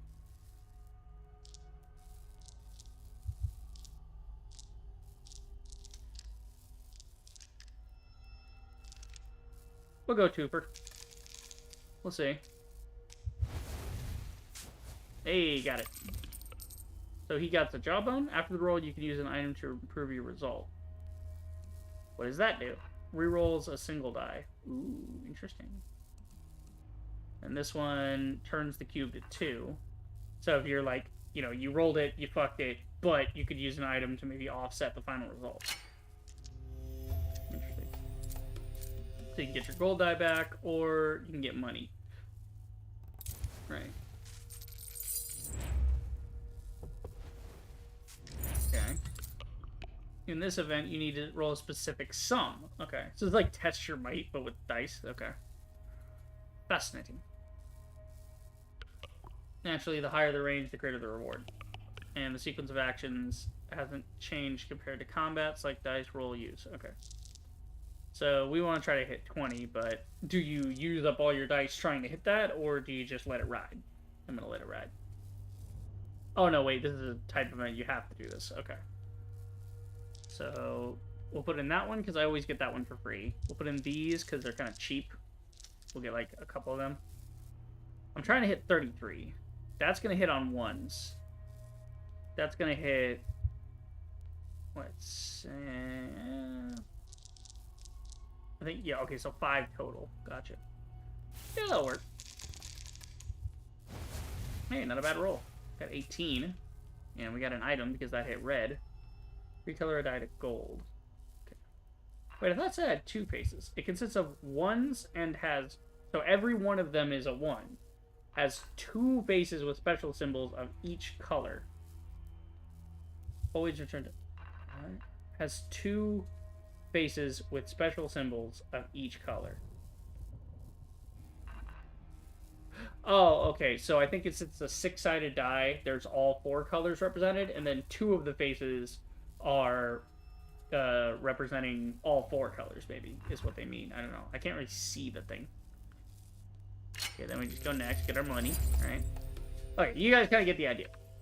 I don't think we need to see more of that. You kind of get the idea here. It's, you know, you're playing with. I don't want to go to your Steam page on Google. I want to go to your Steam page on Steam. Okay.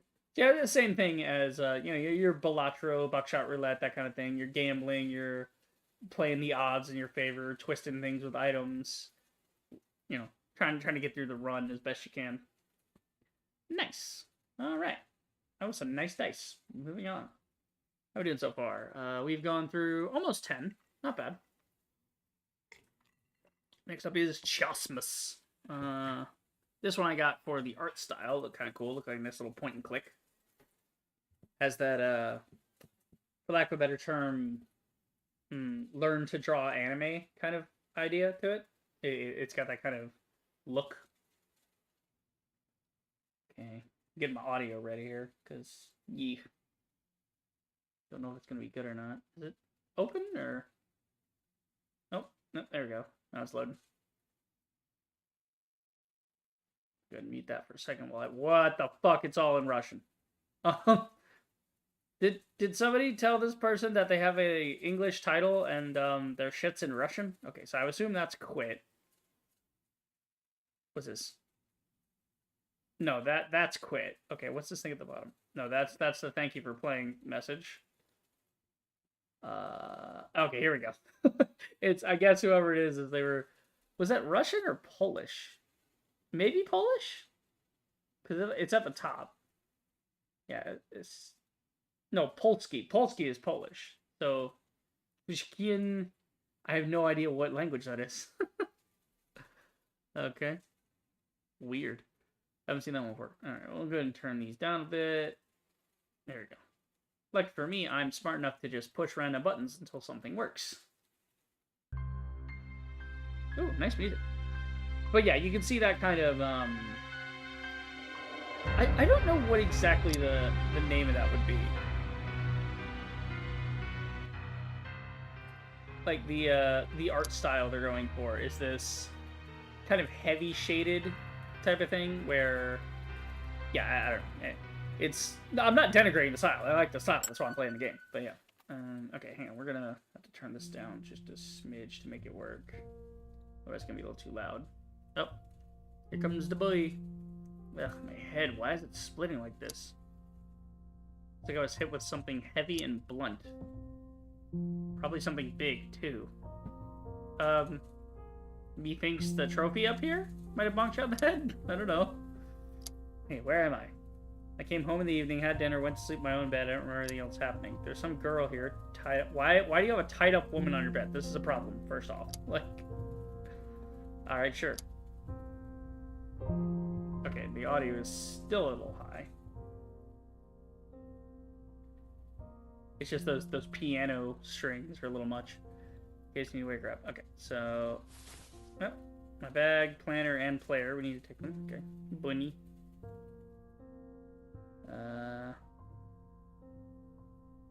Let's see. Kind of just checking here. So you guys can't really see it too much. You see the bag, but there's like a notebook and stuff behind my head. So kind of classic point and click. There's an audio player. Don't tell me you're actually going to be able to control the music in the game, because that'd be kind of fun. Also, it's a nice in-universe way of explaining why there's a bunch of music for no reason. Alright, I guess we'll check out this chick, see what's her deal. Hey, wake up! Get the fuck off my bed! That was a one-night stand! Get out of here!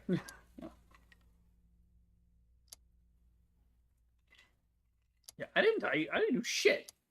I did not do shit. I didn't do fucking shit. Alright? Take it easy, I'm not here by choice. The wiring tied up. I don't know when I woke up everything. Okay. So you guys see it's like point and click. Got a little mystery to solve. We're both here. We don't know why. We should at least try to figure out how we ended up here. Last night I was with friends at a bar. We were drinking, but I don't remember anything usual. These dudes both got roofied. Unfortunate. Okay, yeah. Okay, I feel like is there a way to get the thing to scroll faster? Because I'm not too interested in reading the actual dialogue. I just want to kind of go with the gameplay here. Most likely more than once. Is that important right now? Wait, what? Oh, man, yeah, choose an option has to affect the story, and I'm skipping through everything at a dip. There should be a combat log here. Of course, there's not a combat log. That'd be too easy. Maybe, I'm not sure. Maybe, yeah, have we met somewhere was the question. Okay. Victor. Yeah, so it must be Russian, because his name is Victor, her name is, like, Alexandria. Yeah. Seems Russian, anyway. Something on the floorboard here. What if there's a treasure stash under there? I think you're too optimistic about the world. Need something to pry it open. Okay. What do we got? Empty. That door is locked. What about in here? And here. Oh, no, another rabbit. There's like rabbits all over the place. From the cockroaches. Hi, little rabbit friend. Who are you hiding from? She's just like, the cockroaches. I love it. Many books, size patterns.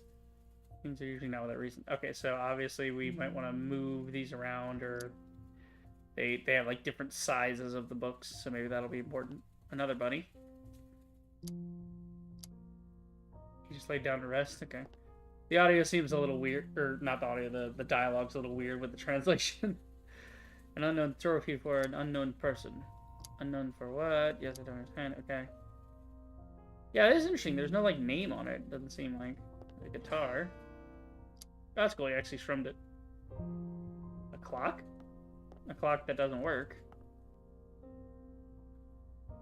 Needs batteries. In the day, in the month, in the year. Don't be dramatic. He's like, hey, I wonder what time it is. And she's like, what the fuck does it matter? Okay. There's batteries there for the clock. Cool. Take them. Steal the battery. Okay, do I have to like right click to get it to? Now Flutter just pull it out afterwards. Huh? What the fuck was the joke with the? All right. Why can I not grab this? Oh, this is cool. So if you're trying to put things together, instead of just drag and drop, you put them over here and fuse them. Why can't I grab that? Oh, you have to like double click if you want to take something. Gotcha. Okay. Who's that curly-haired narcissist? Be quietly jealous. He has. Be quietly jealous. He has great muscles. What the fuck? Okay. Probably the person living here did exercises. Looking at the guy on the poster. It takes one to know one. Honey, I don't think that's why they got that poster, but okay. Keep thinking that. Okay, it's a Sega. You should be ashamed not to know. Almost everyone had one in their childhood. I had a Dendy. What is a Dendy? What is that a thing? Wait, is that why he's called Dendy? Hold on. Okay, so for anybody that doesn't know, I don't know how you would know, but there's a Ukrainian Dota 2 player by the name of Dendy. Like, he was big as the guy who, during the first Dota 2 International, like the big tournament that was like the first $1 million gaming tournament back in like 2012. It's a big thing, a huge thing. Like, there had been gaming tournaments, but it was nothing like big with the arena and everything like they were doing. The Chinese had been doing that for a while. But it wasn't until, like, with Dota 2 where it was this big, esports was bigger in the Asian countries. Anyway, so, spoiler for the 2012 International, Dendy and Team Na'Vi, which is, his team of guys, they took it from the Eastern guys, what do they call them? What was the name of him? Hold on. Dota 2 2012. There's like the... Yeah, it was... Who was in it? Chinese... Who were the Chinese team? The Chinese team was...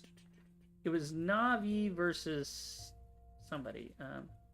2012 International Navi versus Chinese team. The fact that nobody even remembers.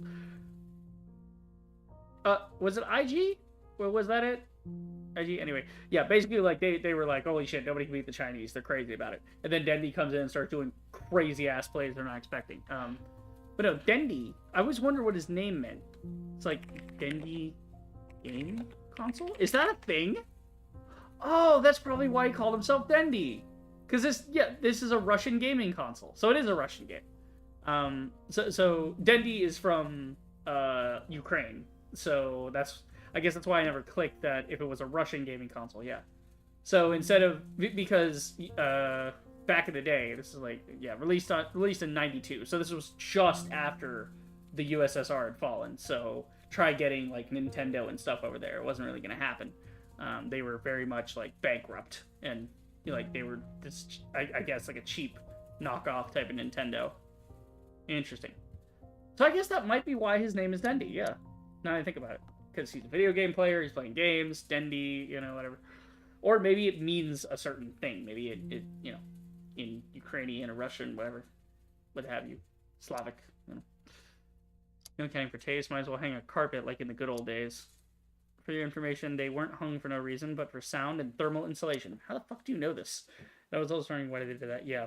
Yeah, that was basically what they did for, because if you ever, like, go to, like, an ancient castle that doesn't have the tapestries up anymore, that shit echoes like a motherfucker. Like, if you go into a cathedral, that's why cathedrals are built that way. And you'll notice that they don't hang any banners or anything, because they want the sound to reverberate all throughout. So that the priest or the preacher, or whoever's talking up on the podium, they can, one, be higher than you, and two, they can speak with the voice of God. It'll sound as if God is... And that's the symbolic reason, but the literal reason is these were big church gatherings. So if you're all the way in the back, you still need to be able to hear the guy, like, screaming about fire and damnation.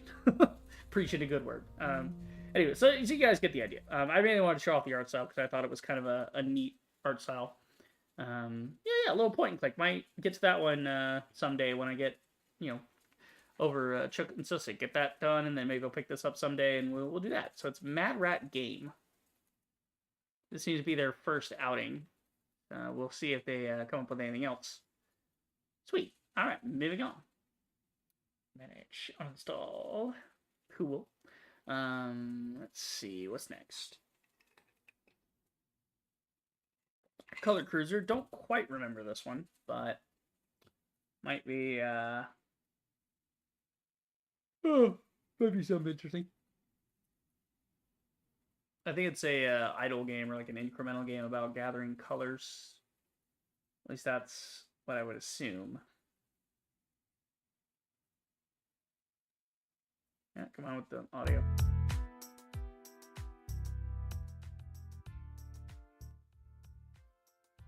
Go like 10 for each. We'll go like 10 overall, I think. Maybe. Okay, so Color Cruiser. See how we play this shit. Nope.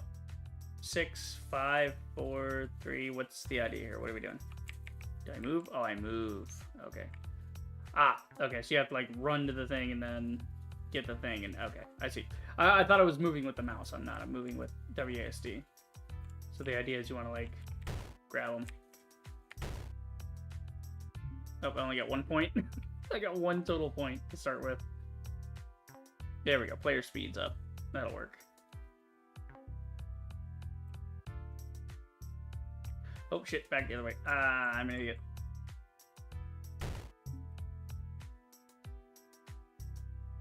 Yeah, I obviously want to get your speed up. And you have to actually collect the coins yourself.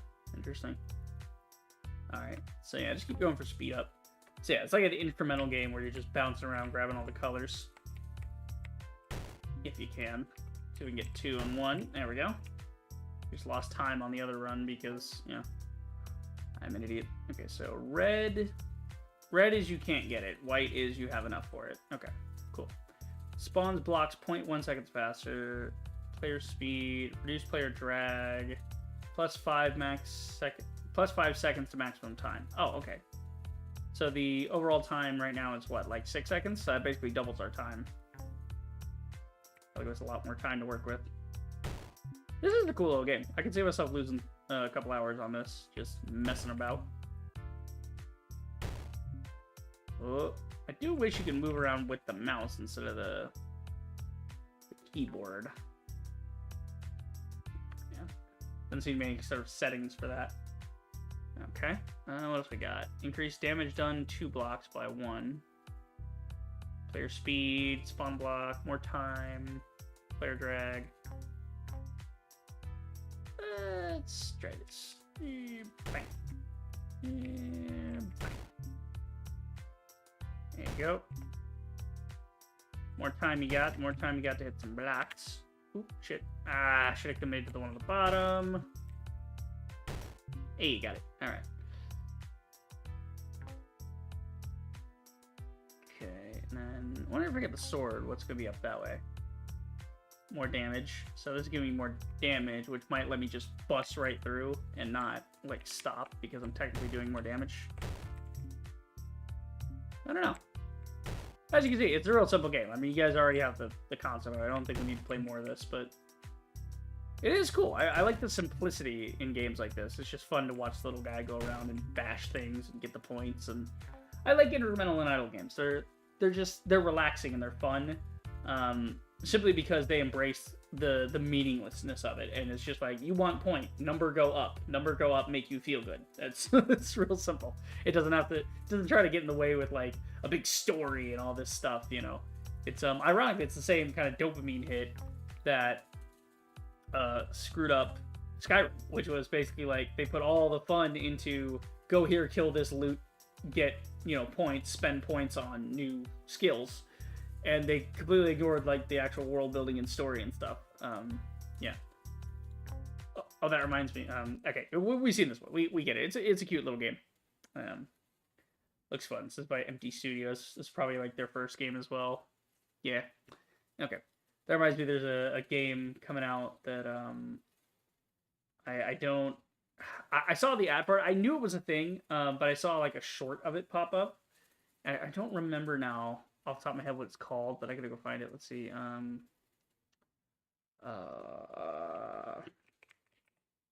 New fantasy RPG.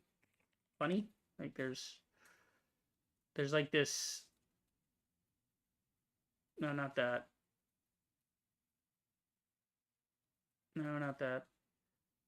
It's this one where I just happened to see it. Actually, maybe I check my subscriptions. I can see who I recently subscribed to, because I just subscribed to them recently.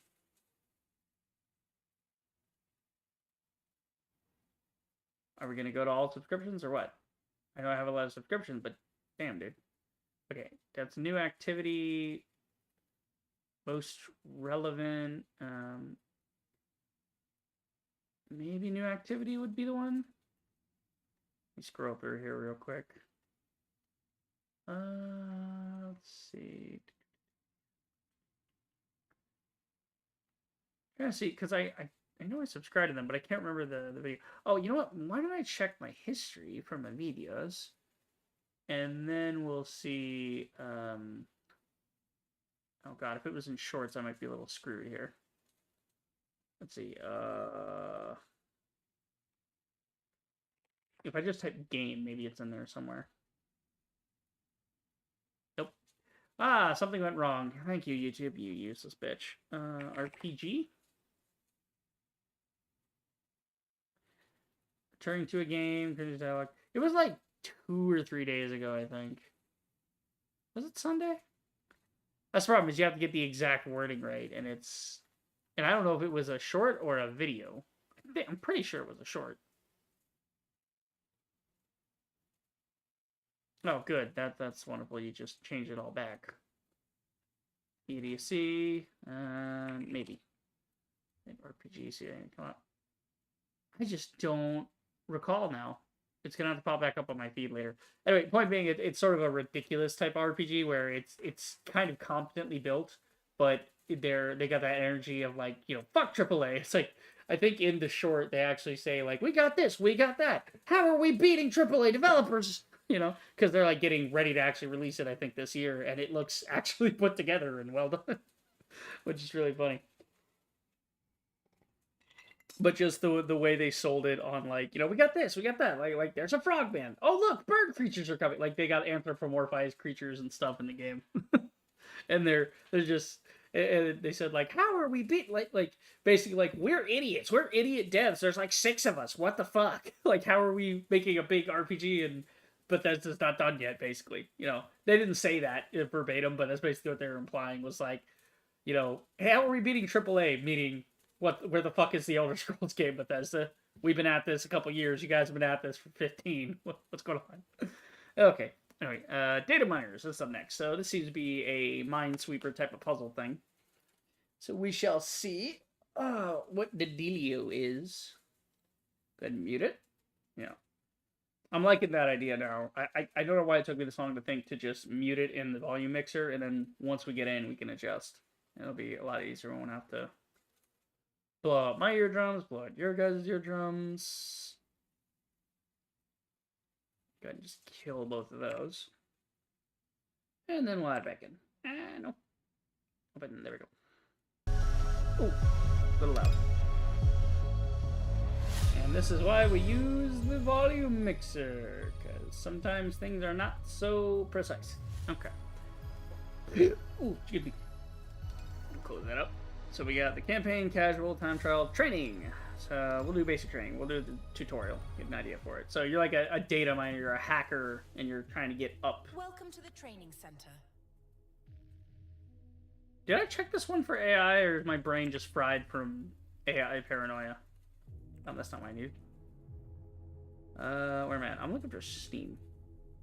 There's Steam. It doesn't have the right icon. Sorry, like I said, my brain is fried from AI paranoia. I don't want to do anything with AI stuff.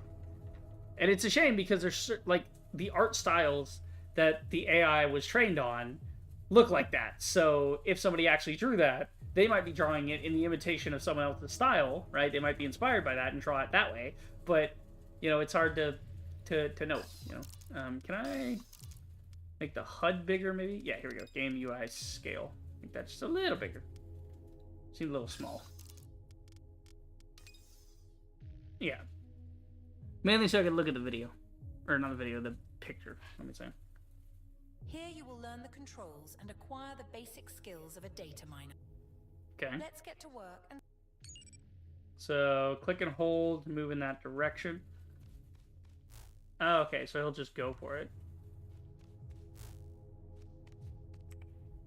And then you can use the camera to move stuff. You can use the... Right. Okay.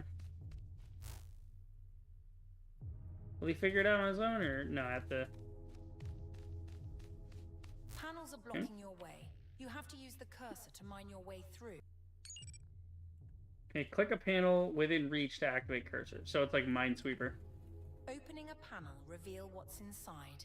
It can be empty, contain a number, or a data mine. Not a data mine, okay. This panel is marked with a dot. It doesn't contain a data mine. Okay. Excellent. You have revealed numbers, which... Yeah, so as you can see, it's like Minesweeper. But it's 3D Minesweeper type thing. It's a little more complex. Based on numbers you see, you have to figure out which panel contain a data mine. Right. Hover the cursor over a number in surrounding panels. 2 indicates 2 data mines in surrounding panels. This means 2 of the 4 surrounding panels contain a data mine, right? Wait, hold on. What does that mean? Based on numbers you see, you have to figure out which panel... Yeah. Hover the cursor to that. Yeah. 2 indicates 2 data mines in these surrounding panels. Like the whole or just in the... I'm confused. This means 2 of the 4 surrounding panels contain a data mine. Okay, so surrounding panels, not including the diagonal ones. That would seem to be the idea. Search for numbers that clearly indicate whether a surrounding panel can be safely opened or whether it is a data mine. Also, I did not have OBS open. There we go. Just for the chat. Let's see. 1 indicates 1 data mine in the surrounding. there is only one surrounding panel, which is that panel. Is that the panel?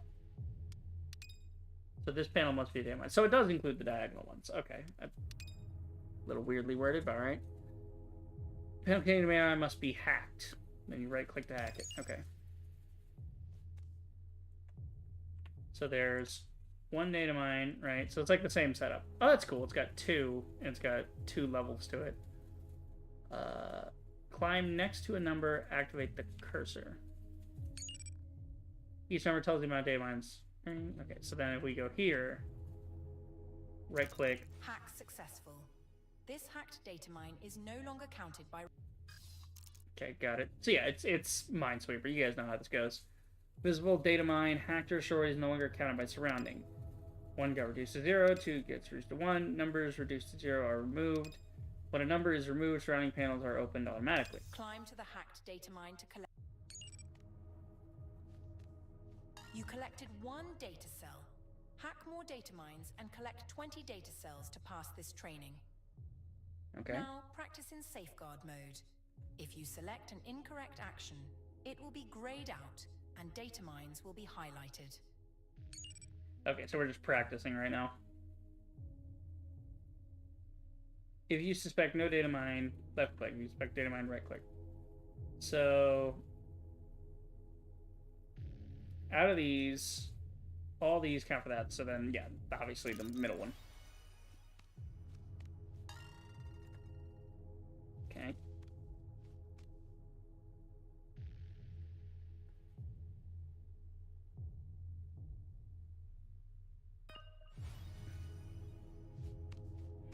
Do this side.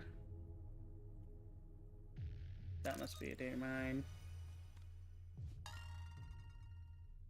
Oh, see, this is where it gets weird, because now you got 3-dimensional. It could be this. This could count for those two, you know. You don't really know.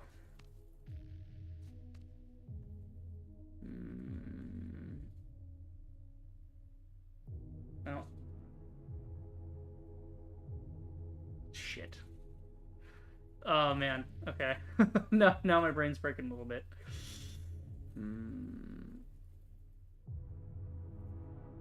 Well, that one has a dot, so I know that one's safe.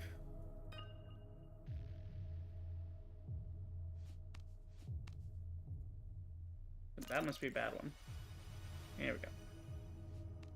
This is pretty cool, though. It's actually reminding me a little bit of Fez. Just because of the 3-dimensional aspect of things. You gotta shift your perspective. Cool. So yeah, you guys get the idea. It's like hacking, you know, digital world type of thing. I like the simplicity of it. It's all very clear, though. Looks cool. Over campaign, time trial, casual mode, and all that. Cool. I'm sure the VTuber crowd will get a kick out of that one, because I've seen clips of them just playing Minesweeper, and I'm like, yeah, sure, we'll just do that. We'll just have a whole gaming rig set up and play Minesweeper for funsies. So it looks like it gets more complex. You know, you can mess with these guys, but then every time you move, they move, and oh wow. Okay, so it's gonna get a little complex. Interesting. Alright, data miners. Cool one to keep an eye out for. The Dreadline Express. I think this one's a sort of adventure narrative game. You're just kind of exploring around this Giger-esque hell train. Let me make sure we mute that, because that's going to be loud, I'm sure. I just like the art style. A lot of these are mainly driven by art style, which is, like, that's duh with games. Because gameplay is one thing. Gameplay is, you know, one thing, but you got to have at least a competent art style, if nothing else. Like, it doesn't have to be super pretty.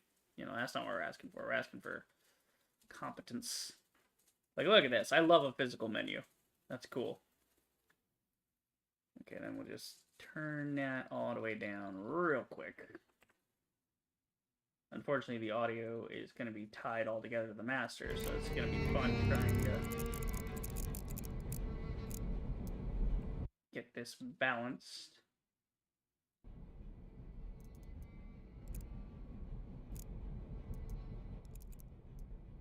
A little... It might end up being a little quiet, that's just because they don't have it set correctly. Like, it's literally just master and then music. Just not a great combo. Ow, my arm. Yeah. Arm was twinging last night. Alright, let's see. What do we got? Accessibility, dialogue, typing animation. So you can turn that on or off, which is cool. Excuse me. Woo! Sneeze snuck up on me. Okay, mouse looks something, right? Sound, volume, yeah, all that. Dynamic shadows, VSync, fine, general, yep, sure. Okay. Let me go back. But yeah, this is what I'm talking about, a Compton art style. It's so cool. Got all that physicality to it, which... Yeah, no, these aren't AI, I don't think. Like, it looks like some bullshit AI would be trained on, and, you know, but again, it's chicken and egg type of thing, you know. I think at a certain point we're just gonna have to purge the internet and start over with, like, just because take out the social media, take out the AI, just kill it all and start over. Like, archive it, just for the sake of documentation, and then start the internet over again. Or, like, create a new side internet. That's like, you got the official internet, and you get the side internet. What the fuck? Oh, okay, hello, what is...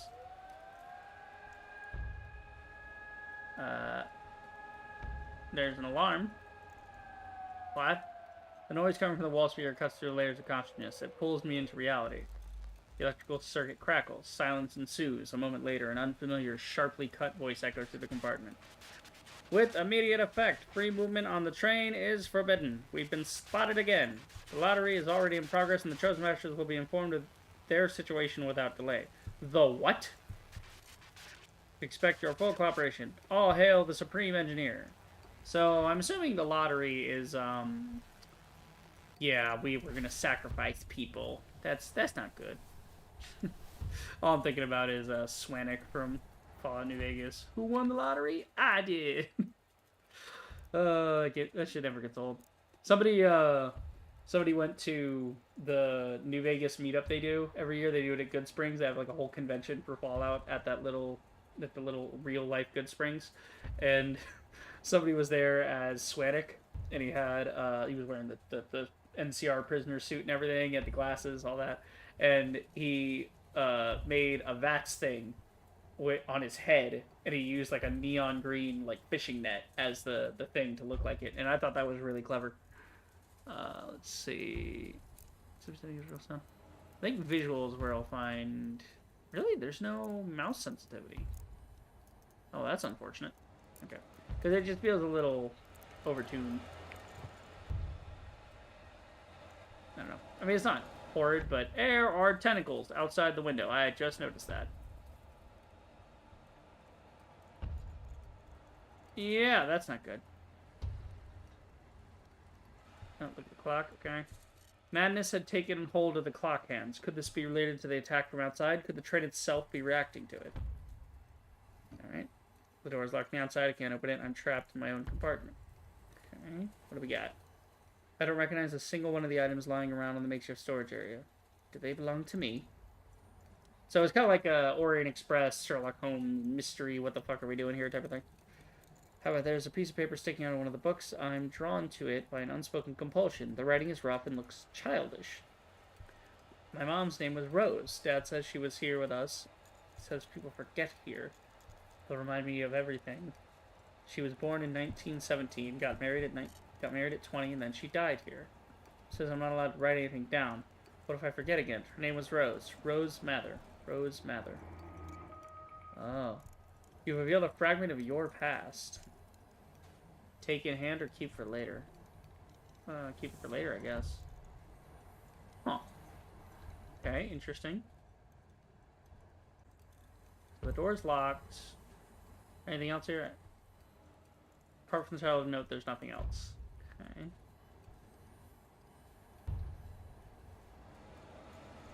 Oh, what is that? Old sheet of paper, it wasn't here before. Yeah, no, it definitely wasn't. Oops, I'm trying to tell me something. It's addressed to me. Oh, is it? You can read that, can you? Single sheet of paper with an impersonal note. In the lottery, your name was drawn. Thank you for your sacrifice. Wait for the arrival of the conductor. Do not leave any memorabilia. There is no reason to endanger your loved ones. What? All hail Supreme Engineer. Someone's coming for her. Yeah, no shit. What the fuck? Aw, man. Who won the lottery? I did! Oh no! Let's see what's on the table. Tiny objects dance to the rhythm of train sleepers across a once elegant piece of furniture. What? The worn piece of wood is covered with many scratches from countless former passengers. Why? Some of the grooves are fresher and deeper than others at first glance. Remotely, they give the impression of a coherent text. However, it is not possible to read in the dim light. Maybe, okay. Maybe we need like a candle or something. Oh, maybe we need to get the tentacles out of the way so we can read it. Pitch black darkness surrounding the sky is transforming. It swarms, breathes, and pulsates. An amorphous mass made up of thousands of tentacles. The steam locomotive at the front slows down this terrible strain. Sticky sprouts are trying to make their way inside. The thin window glass is the last barrier separating me from that monstrosity. Ah, so I guess they're feeding the passengers to the evil squid monster to keep it away.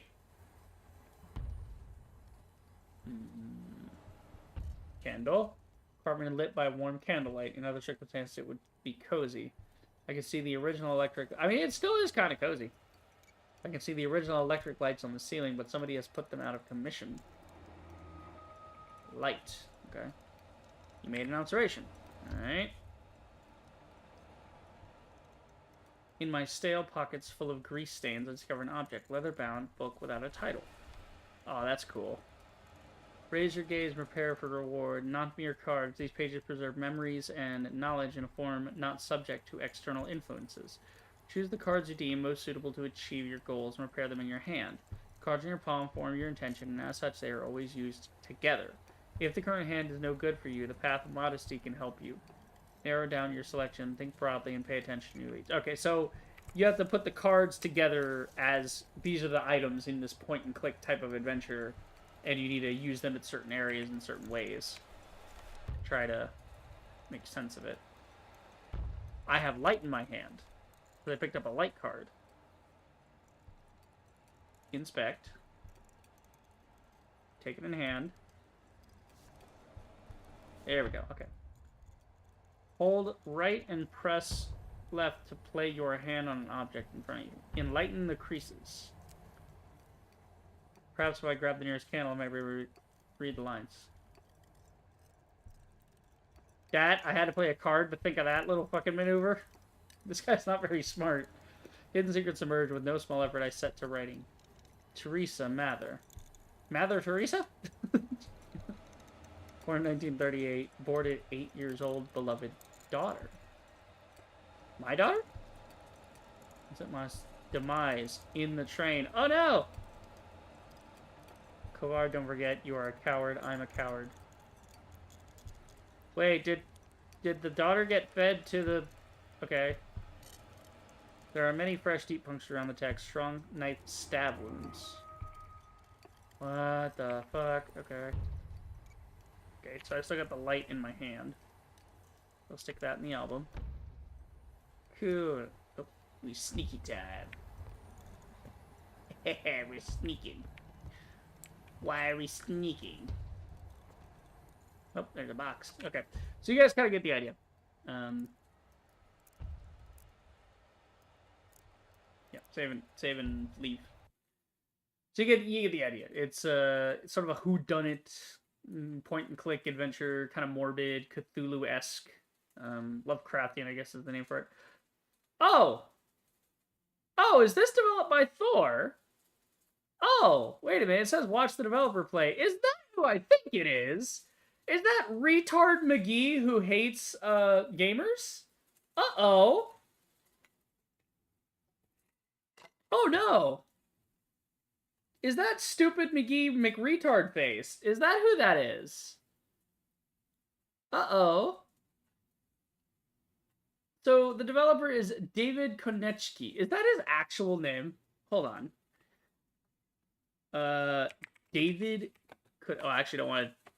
I don't want to put that in there because that might be other people. I don't want to dox other people on that name. Let's see. Door. Reaver. Let's see. What's his actual, like... Yeah, Pirate Software. That's what he goes by. I know his other name is like Thor or whatever. Yeah. God, what a fucking loser. Oh my god. My dad worked at Blizzard, but I hardly talk about it. He's such an ass.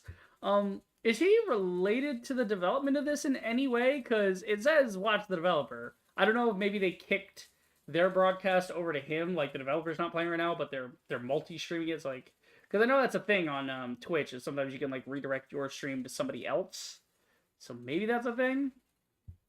I don't. There's like no chat on Steam, because who the fuck is watching this on Steam? Shoreline Games. Is he like a publisher for it, or is he developing it? Because I don't think that's his actual name. I don't think his name is David. I'm confused. Unless he's going by it. No, because he's putting his face out there, so I don't know if he's actually connected to this or what. Let's see. Shoreline Games. Shoreline Games.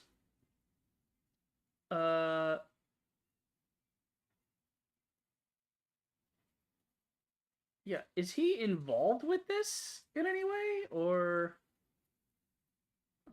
who owns Shoreline Games?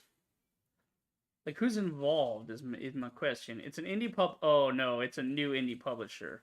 I don't know, because I don't want to have anything to do with that dipshit, like, at all. I don't know why he's showing up on the developer play screen. Like, what?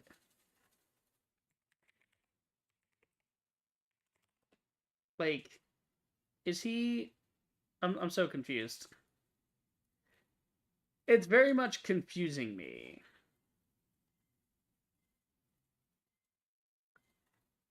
Like, fucking what? Why is Legendary Drop still talking about it from 2 weeks? Didn't all this shit happen like last year? I mean, I know we're doing the Stop Killing Games lawsuit right now in Europe. They're doing that. This fucking meme. If you put heavy restrictions on making online-only games, then you will get less online-only games and more single-player or couch co-op games. The Chad comes in. Your terms are acceptable. It's for those guys that don't get the reference, Men in Black.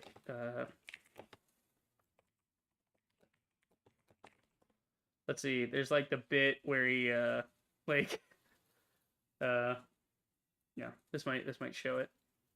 Like the whole gif of it. Yeah, it's it's not Robert De Niro. What's his name? Vincent D'Onofrio. I knew it was another Italian name. So he's Vincent D'Onofrio plays the farmer in the first Men in Black movie, and this UFO with the alien roach guy here, it crashes into his truck, and he goes outside to, with the shotgun, and the alien roach guy, you don't see him until until the final act, but you hear him from down in the pit here. He's like, lay your weapon on the ground and surrender or something, right? And he says, and of course he pulls the like Murica, like, you can have my gun when you pry from a cold dead hands. Like old Farmer McGee type shit. He's got like the overalls and everything, very, very hilarious. But the alien, the evil alien roach guy, which is really funny considering the guy's a roach, and then Pirate Software roached in in World of Warcraft during a raid, and he's like, your terms are acceptable, and you see this massive like hand come up and snatch him on the top of the head. Then he like eats him, and he wears his skin, and then it's Vincent D'Onofrio playing as if he's the bug guy wearing Vincent D'Onofrio's skin. It's fantastic role for Vincent D'Onofrio. I still say, I think until Kingpin, Vincent D'Onofrio's best role was as Detective. What was his name? Detective Gorham on Law and Order. Law and Order. Detective Gorham. Is it Gorham or Gorham? Gorin. Detective Gorin. I always think it has an M in it. But back in the day when he was more like babyface, he played Detective Gorin on Law and Order, and this was Law and Order Criminal Intent. So this is like more in line with actual, this is not to say actual police work, but it's more like crime prevention or homicide solving than So like Law and Order was homicide. Criminal Intent is more of your like cold case type of stuff of like we don't have many leads to go on. And then there was SVU, which was the Special Victims Unit that was for rape cases, right? And you know, not just rape, but rape, molestation, harassment, that kind of thing. Anyway, but I believe Criminal Intent dealt specifically with basically all the stuff that there was the main Law and Order that was handling high profile murder cases, and then there was Criminal Intent, which Criminal Intent was trying to prove accidental deaths were actually murders, things like that. I think that was the idea. Like what's the difference exactly? Let's see. The other time Law and Order was make cases the key element rather than characters, so the original Law and Order followed the detectives of a homicide squad. Yeah, that's the original was homicide. Criminal Intent is like, yeah, they investigate murders because duh, murder. They got to do the whodunit, but it's more about the characters solving the crimes and all that, and then that develops into SVU, and SVU unfortunately forgot to be about the victims, and so now it's like Mariska Hargitay who plays Olivia. She's not a bad actor. I'm not going to say that, but she got like an executive position on the show eventually, and then she started basically writing it all about the characters, and but that's I mean the show is in like its 18th season or something, it's or 20th or something. It's once a show that is a narrative driven show goes on for too long, like you get 10 seasons, that's it, that's your maximum. You can't do it for longer than that or it gets weird. Sitcoms, if you're good with jokes and situations, like Big Bang Theory did like 12 seasons, then kind of tapped out. There's like long running sitcoms that did like maybe 20 seasons, but those are rare cases. Like, for instance, when people say like, oh, The Simpsons suck, early Simpsons was better, it's because once you get past that 10 season mark, you are fucking out of ideas. Like, you are, depending on the complexity of the original idea you had, you have a set amount of seasons you can do with something before you have to kill it, because you're just not going to be able to go anywhere with it. Prime example actually being where's my brain at? Yeah, no, SVU, right, where it goes on so long, and then they start making it about the characters and their dramas instead of the actual cases, because they basically ran out of cases, because you had one episode a week, and you had X amount of high-profile cases in the news. The only place this doesn't really apply is in, I don't know why I'm yapping about this, but but yeah, it's like South Park, essentially. So you have to have that evergreen topical comedy. So South Park has topical comedy. Like that's all they do. They don't really do original plot lines. They do things mocking other things, right? They do parodies and satire. And that means that until Trey Parker and Matt Stone are dead or they have quit making South Park will continue.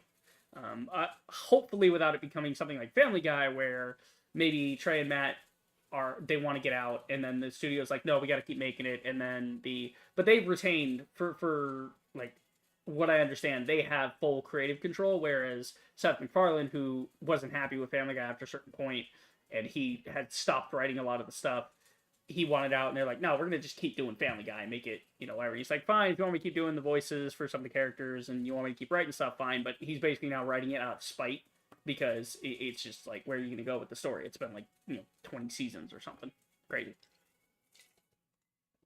So yeah, that's why that's so funny. And yeah, exactly. It's like, I'm a multiplayer guy, but I think you could absolutely make the argument of like, oh well, if we do that, then we can have less online games. Okay, that's fine. I mean, if we want to forego the Call of Duties, the Battlefields, the Gears of War, Halo, you can still make those, and there's still the single-player component to it, so it's not like you can't get a game. Like look at Titanfall 2, right? Titanfall 2, the official servers suck, right? Any of the official servers just suck.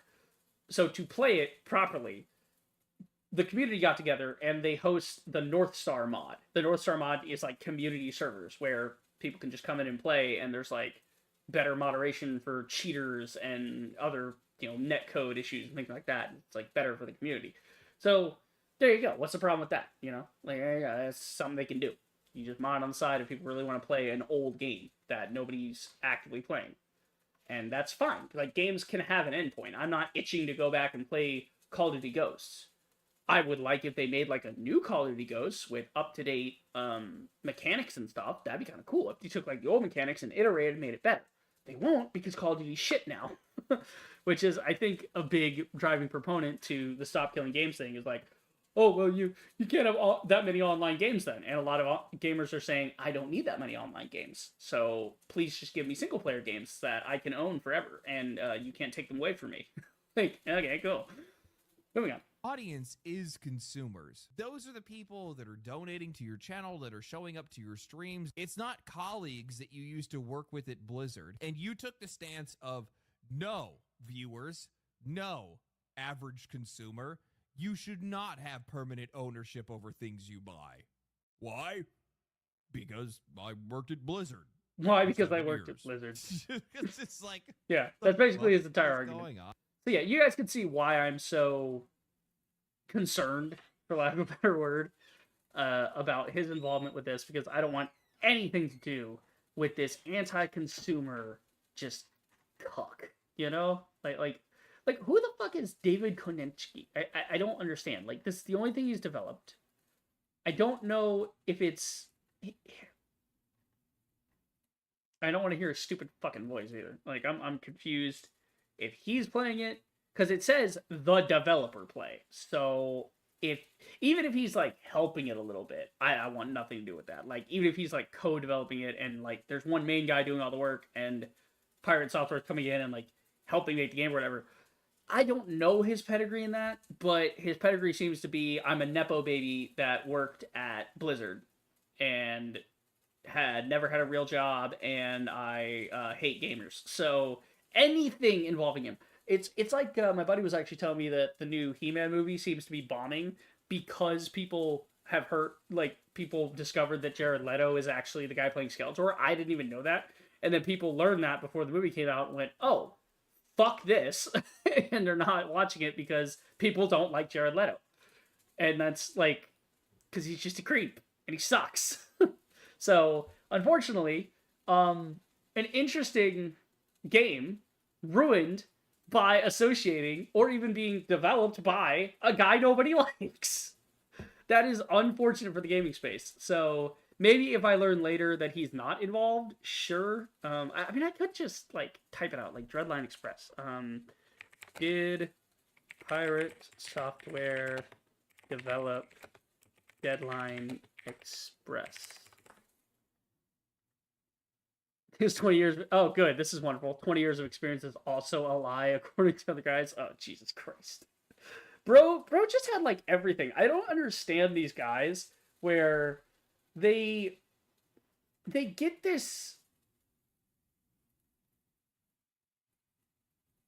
Wait, if it... Why is it in this one if it's still being developed? Because that's in December. That's from December. That's weird. What is Congress popping up with this shit?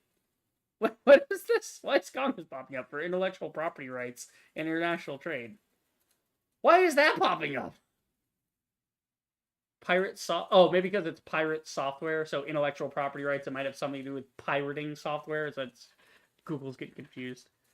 Is he involved? Is the AI going to tell me something? No, I mean, the AI says he didn't develop it. I don't trust the fucking AI. I never liked the AI crap, but... This seems to be the only thing that can give me an answer. It's a narrative-driven game. Developer is known as Wayne. Okay. Pirate Software is still known for developing Heartbound. Is he just playing it, or... Hold on, let's go to Twitch. Again, I'm wasting so much time on this, but I'm curious now. Curious what the deal is. Let's see. I super recommend in I think it was season I don't give a shit what you recommend, lady. God, he's even still got the Heartbound channel. See, what do you mean he's not streaming? He's streaming this, though. Like, is he streaming it through... Is the developer just streaming it through here, or did he just cut the... He's streaming it through here. I'm so confused. Is this just a stream through Steam itself, or is he even on Twitch? Is he on YouTube doing this? I'm so interested now. I'm going down the rabbit hole.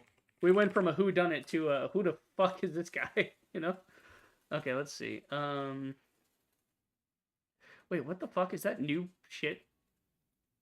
Oh, why is he playing old school RuneScape? What the fuck? Okay. God, all this shit popping up showing how much of a fucking dick he is. I just don't get these guys. I don't get these guys like he was born with so much like I get it, he's an asshole because he was born in a privilege, but still, he has the privilege of like his dad like kids always say the thing of like, oh, my dad works at Nintendo. His dad literally worked at Blizzard. Like his dad worked at Blizzard. His dad worked at Blizzard. That's how he got a job at Blizzard. He's a nepo baby, and he gets like all this handed to him. He gets this. He still has this giant following, apparently enough to stream with. And I mean, how many people are even still? He's still got 1 million subscribers or something, right? Like he said, gamers can basically eat shit and they don't know what they're talking about. And he's still like, is he live on here right now? No, I don't understand. Like, so if it's saying developer plays, I mean that seems to be implying that he's involved in some way, which again I don't understand because he's not live on Twitch, he's not live on YouTube. He might just be streaming it straight to Steam, which doesn't make sense. I don't know. Unless he's got like a second channel that's like Pirate Software. Like no, because we were seeing the live stream VODs on his main channel. So there's too much weirdness here. There's too much weirdness here for me. I need to get this out of here. I'm going to go ahead and just remove this from my account. I don't even want the memory of this. I don't want to ever be looking at my games, organizing things, and see that pop up and get reminded of this stupid crap. Okay, moving on. And I'll just give a mental note of if I see that in the future. And actually, I don't even need a mental note. Here's what we're going to do. Because Steam is cool like this. We're going to go ahead and just ignore the full game. Ignore titles not be recommended. Yeah, we'll go ahead and ignore that so that it never pops up if I try to search for stuff. Okay, moving on. Empire in Decay. What are we doing here? Some things here. But yeah, that whole thing is like, how the fuck do you have all of that in life and you're still this much of a dick? Like it makes me always think of the one Twitch guy, the Samoan guy, or New Zealand, I'm not sure. I think he's from New Zealand. All I know of him is how he was doing like something in his backyard. He was doing some live stream, and he's just a chill big Samoan guy just hanging out, and he's just chill, and he's doing some carpentry or something. He's doing some kind of woodworking, and he's like setting up a sawhorse or something, getting ready to saw like a beam, and somebody donated like $15 to him or something like that, and he's like, oh no, this is free. No, brother, you don't have to do that. Can I give the money back? Like that's what I think of when I think of people. It's the ultimate irony. It's kind of like politics as well. Is great men do not seek power. Power is thrust upon them. That's the idea. Is like for instance, somebody like Lincoln, right? Lincoln didn't seek the presidency. It's simply that he was the best possible option that the nation had at that moment to run a president that could run on abolitionism. And he didn't seek power. He was a small town country lawyer. Like he came from Illinois. He was just a simple country like lawyer. That's all he was, right? And then he just becomes president. But he's so good because of that. Same thing with like George Washington, where Washington did not want to be president. I mean, George Washington also owned slaves and stuff. So not an equal comparison there. But point being, it's the same kind of idea of like Washington was like a landowner, a bit of a farmer, had some slaves, whatever. And he was fairly average for the colonies. And then later on, it was like, okay, we want you to be the general. He's like, I don't want to be the general. He's like, yeah, but you're smart. You're good at this. Like, we need a guy to organize our shit. So we want you to be like the first general of the Continental Army. Like, all right, fine. And then afterwards, that's where we get the concept of the commander-in-chief from, is because the first, leader of the nation was a military man. It was Washington, who was a general, who did that, But yeah, it's one of those things of just people who are born with a silver spoon in their mouth will always be a dick. I don't care how nice of a person they are. Like, rich people just suck. And even if you're not like rich, if you're just like upper middle class or whatever, you can still suck just because your experiences are shaped by your interaction with the means production and capitalism. Like That's that whole thing. I'm not gonna get into the politics of it. We're trying to play games, but that's the idea. So yeah, guys like Pirate Software amaze me because they'll have everything and then fuck it up for no reason. Easy win. An easy win with the stop stealing games thing is don't even make any arguments against it. You don't have to defend the gaming industry against gamers. Like, there was no reason. There was no gun to his head. He had no point in saying this. But all that does is unravel it to where guys like me who had no idea who the fuck he was, all I'd seen was a couple of clips of the guy, and then boom, there you go. Same thing with Asmongold, where it's like the guy has like millions of dollars or something, and all he has to do is shut the fuck up and enjoy the fact that he owns a house and has enough money basically for the rest of his life and doesn't need to do anything. And just play video games. That's all he has to do is shut the fuck up. But he went like full Nazi. He's just in full... It's weird. It's all very weird. Anyway, Empire and Decay. This is like a little strategy thing, if I remember correctly. It's like a turn-based combat. Yeah, it's like a chessboard. Looks really cool. You guys know me. I like some Banner Saga, Knights in Tight Spaces, that sort of thing. You know, I like it. Like me some turn-based strategy. I mean, I don't hate RTS, but I feel like 4X and RTS are just kind of above my mental pay grade. It takes a little more brain power to do that kind of stuff. But I don't know. I like strategy though, because it's sort of a puzzle in itself of how do you maximize resource usage, and it really activates that center of your brain that's just like, you know, lock in, think hard. It's sort of that. It makes me feel a little like Imhotep the Fourth, who was the great builder of the pyramids of Giza. You know, that kind of stuff makes you feel like smart. You know, when you're doing stuff. It's fun. Looks like first time playing. Would you like to do the tutorial? Yes, but I want to do my. Hang on, skip that for a second. I want to just do the audio first. Don't ask me about a tutorial before you let me set my settings, dude. It's not cool, man. Ooh, the audio kicks ass. The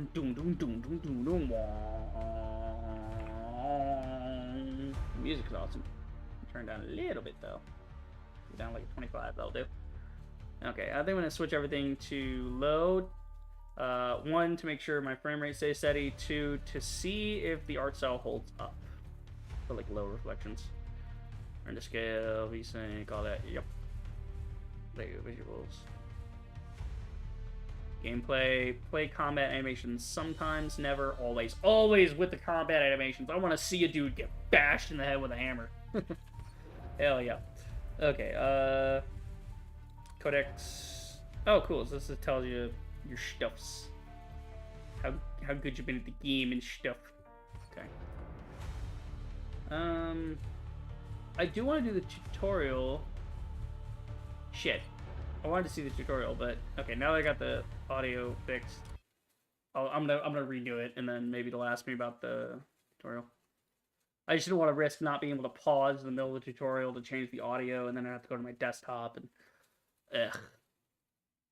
complications. So maybe it'll ask me again.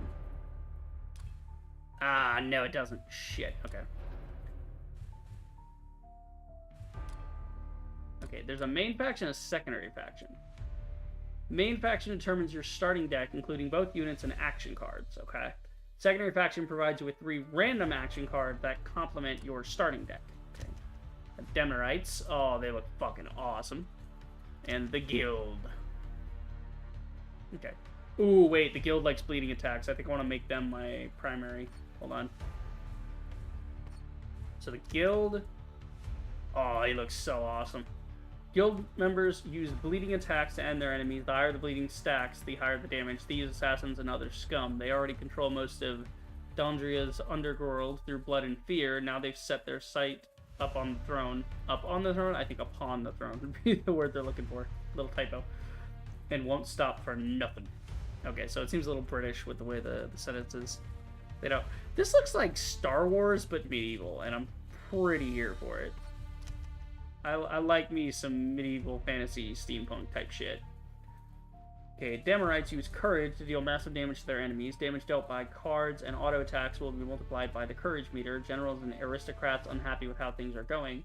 A conspiracy to overthrow the Tyrant King emerges from Dondria's elite with the aim to restore the greatness of the old empire. Alright, let's do Guild and Damarites. Cool. So, mainly we're doing bleed stuff, but then also we can get some bonus damage from the courage. Okay, start your rebellion, random starting cards. Okay. Hidden Blade. Right. So decay level not available in the demo. So decay might be that. And there's initial deck. So this is what kind of cards you're gonna get. Okay, we'll read them as they come up. We'll just figure it out. Map screen, chart your route to Denaria. Yeah, so it's kind of like a roguelike type of thing. Oh, there's a lot going on here. Antiquities and stuff. Okay, let's chill the fuck out. I just want to do some combat. Antiquity, acquire an heirloom. I guess we're doing that? Okay. Figure heirloom. Draws +1 card each turn. Increase 3, what I assume is energy, the first turn of each battle. I'm going to do a card each turn so I can get extra stuff going. Add a card. Aw, there's no bleeder cards here. Oh wait, maybe this guy's a bleeder card because he's an acolyte. Is he? What are you? I don't know what set you're from.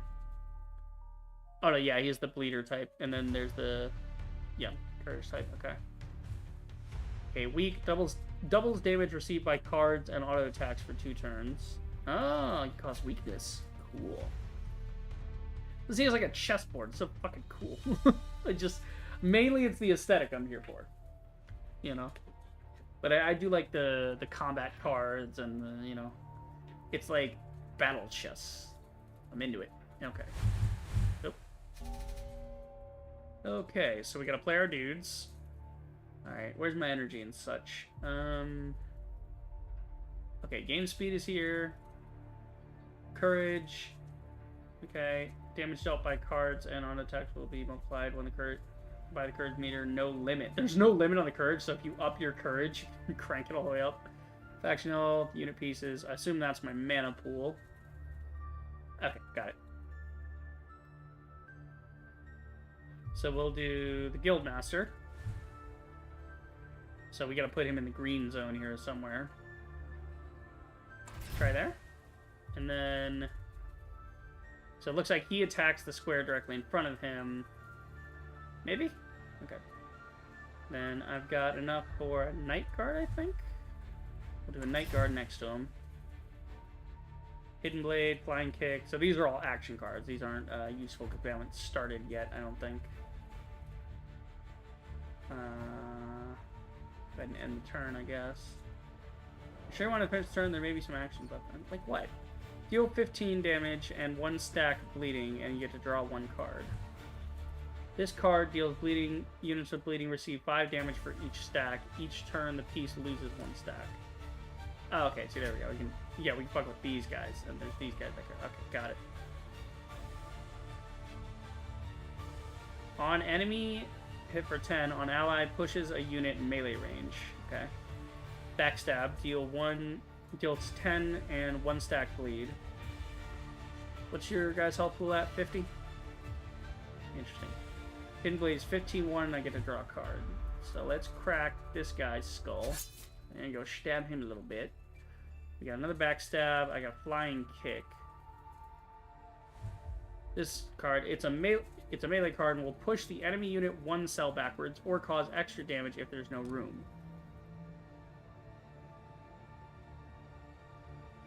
So I can kick him into there, or I guess it would just kick him forward. Let's do a backstab on the same guy and just bleed him. Backstab him. There you go. Just wouldn't go the first time. Okay, I think we're good. And then here we can see what other kind of cards we've got available. So this is the graveyard, or the discard, and this is the draw pile. Okay. Oh, did I set my guys to move? Was I supposed to do that? Okay, we got new stuff coming up. Okay, no, now it's my turn. Now I can move, because they must have summoning sickness. They can't come in, right? Oh, that's cool. So he's like a pawn unit. That's a queen unit. He's a queen. Yes, queen's like probably a king, but I like to think of him as a queen. It's funnier. Okay. Let's see. So you can go anyway. We'll move you here. Ah, and they attack when they get there. Okay, so we'll move you up so you can counter that guy when you get there. Draw 3 cards and discard 1. I only have 3 cards left. Got an idea. I'm going to use that one, but I'm going to do it after another draw card if I can. Yeah, so if we draw with Hidden Blade, then we draw with that, we won't have to discard because, well, would that discard? Discard be applied on any cell. Hidden Blade, 5 stacks, so I want to probably... We can probably just kill that guy, yeah? What's your damage profile? 15? He's only got 15 left, so we can probably just one-shot him off the king. I don't want to waste it on him. Let's get this guy prepped, because then your damage profile is only 5. Yeah, we want to put some stacks on the guy back there. Okay, so you guys see what I'm doing here? We're gonna do a logistics officer. What the fuck does the logistics officer do? I think it's just a unit. Is the unit card or an action card? No, you guys are unit cards. You're an action card. What? Any cell. Draw 3 cards. Discard 1. What's the idea? What does it do? Does it spawn a guy? I'm confused what it's gonna do. Put him in front of the king. I don't know what that's gonna do. Okay, so you still have to discard. So I think when your discard pile gets full, then you, like, fold it back into your deck. You shuffle it back in and keep using that. It's kind of like... My brain stopped. There's a card game I played that was similar to this. Wasn't Magic, wasn't Yu-Gi-Oh! Might have been Yu-Gi-Oh! But I didn't play much Yu-Gi-Oh! So I don't think it was that. Was it... Was it Dominion? Does Dominion have that system? I know when the middle cards run out, it's a problem, but I think that is, like, you get cards, you discard, and then eventually when you can't pull anymore, you just reshuffle that as your new deck. I think that's the idea. Okay, so we need to do another discard here. Let's discard the logistics officer. I don't really need him. And then let's try some stuff here.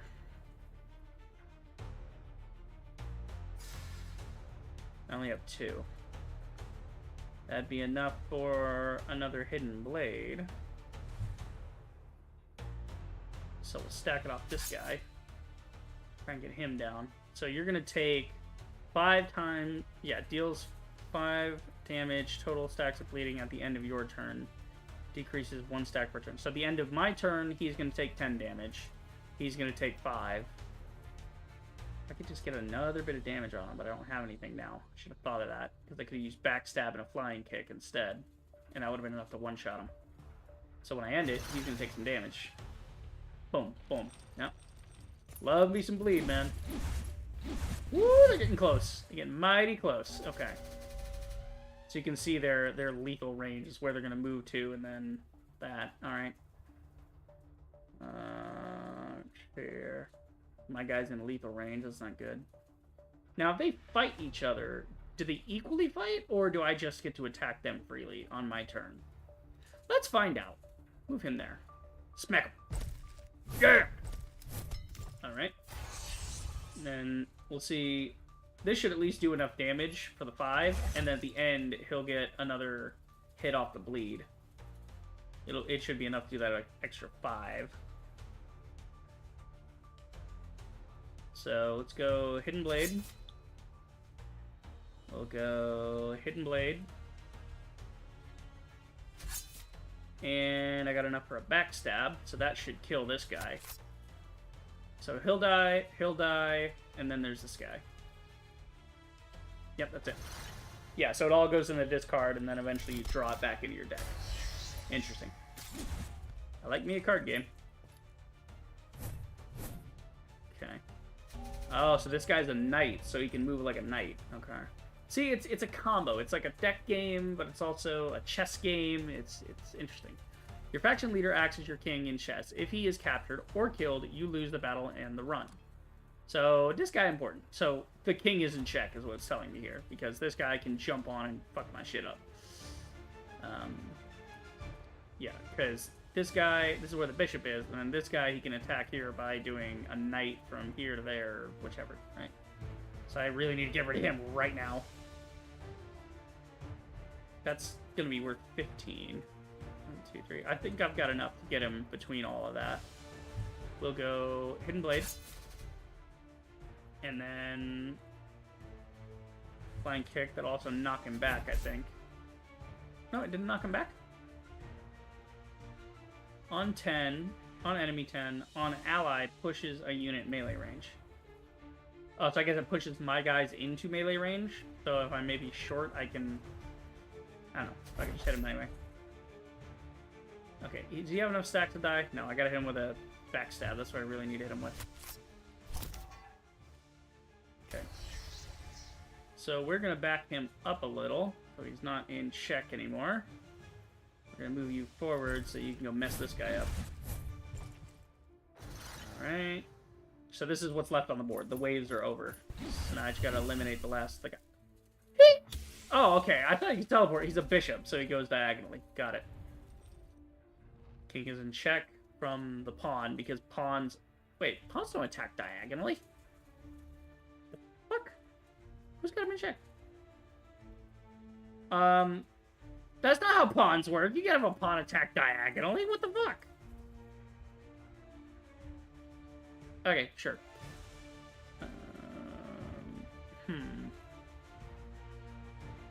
I think what the best idea here will be. Night Guard has to spawn back here. If I can get rid of the bishop. Yeah, but then there's a pawn behind him. So I need to get rid of this guy. Alright, let's move over here and then smack him one. There you go. So that's 15 with a stack of bleed. Alright, you just move forward. I guess when I get there, I can respawn him into being a queen or something.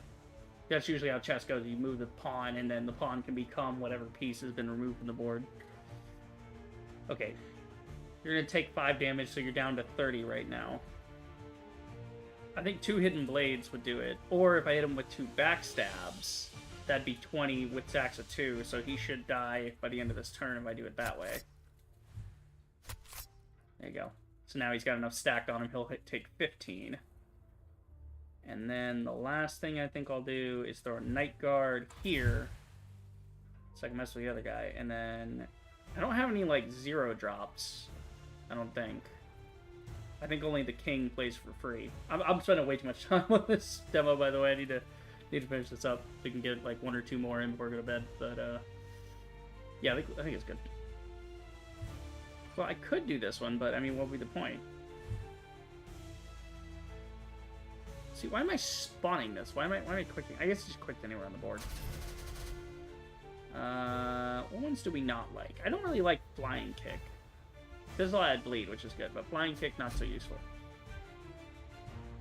So that's an interesting idea. You can use the support guy to knock out cards so that every time when you're pulling like the same stuff to snowball it. Alright, I'll at least finish this round up. Nice. Why is this red? Ooh, teleport. Oh, that's my health pool. If he stands here, he can kick my ass. Whenever a pawn reaches the opposite end of the board, it's promoted and a unit card appears in your hand at 0 cost. Okay, so if I move him forward, I win. Yeah, get him there, and then... Cool, now we have the Explorer, 0 cost.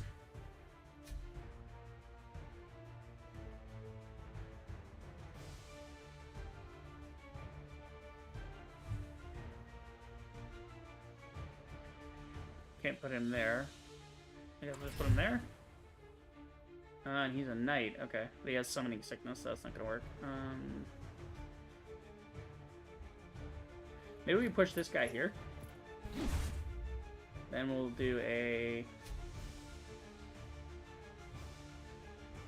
We're gonna hit that guy with a hidden blade. I'm gonna hit him with a backstab. And another backstab. There we go. So now he'll die. Then we got 1 left. We'll do a flying kick into this guy, maybe. That might be the thing to do. What? I'm confused. On ally, push a unit melee range. What? I think it's just a UI problem. Oh, I guess we're moving here. I'm so confused here. Oh, I can smack into him. Or I can just use it on him. I'm so lost. Why are you able to go that way? Here, let's just move this guy.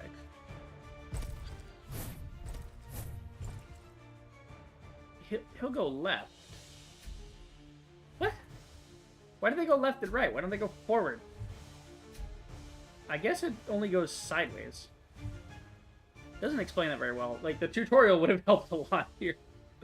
It just, I can do it for them. Alright, fuck it, flying kick. Knock him the fuck out. Smack him in the head. Why not? Because now we kind of got this guy surrounded. He's gonna hit the pawn. Yeah, so pawn will get his ass next time, and then the king will hit him too. Yeah, I'm sorry, but how is the king in check? A pawn attacks forward, it doesn't... Well, a pawn... Actually, no. A pawn does attack diagonally. It's actually not supposed to attack forward. But I guess they had to tweak it, because otherwise you just have two pawns staring at each other the whole time. And you don't have the usual even board of that.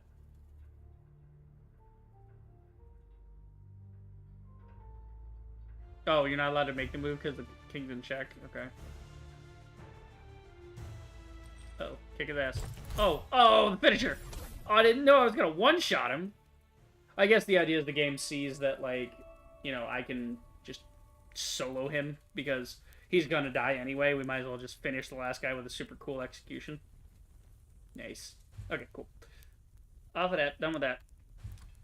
Yeah, skip it, whatever. Skip. I don't care. Get me back to the main menu.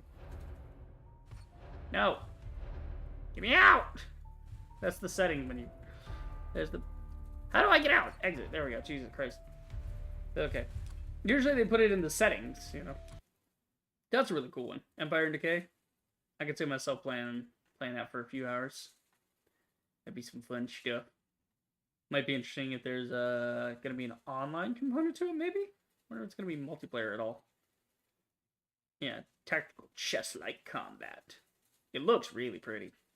I don't know about the like reflections on the floor. I don't know if that's entirely necessary, but it does look really cool. Yeah. All right. So go ahead and take that one out. Let's see what time is it. 11:30. Do I want to just call this a 3-hour stream, or do I want to go for like a couple more? I think a couple more, yeah. Well, wait, how many did we do today? We started at like 60. We did about 13. I'll do like 15. We'll do like 2 or 3 more. Because some of these are simple. We can kind of just run through them real quick, and then I can chill, have a snack, go to bed, all that. Because it's not like I gotta wake up super early. That's why I make my appointments for the afternoons, because I don't want to be doing all that. You gotta pay me good money to get me up in the morning. You know. There's... Ooh, excuse me. I had a little burp there. Also, why is this simple game about a cat pushing things in a hole giving me problems? What the hell? People not optimizing their shit, so when it goes to load, it has to load everything all at once.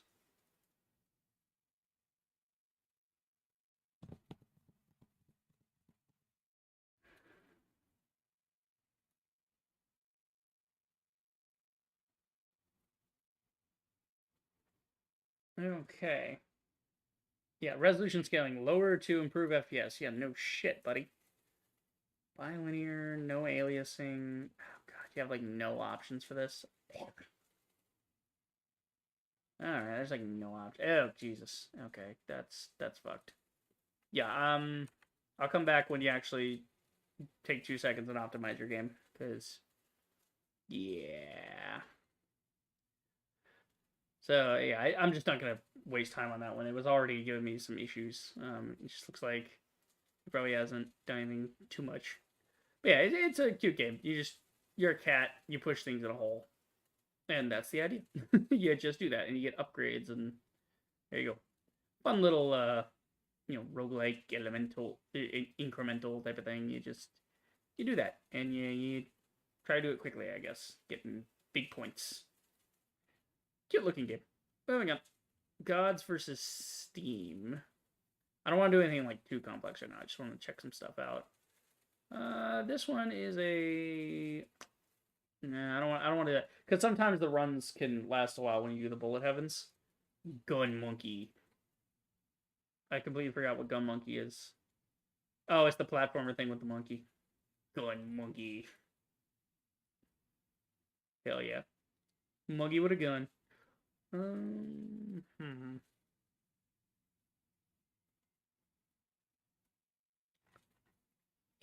do Gun Monkey. Yeah, we'll go to Gun Monkey. Why not?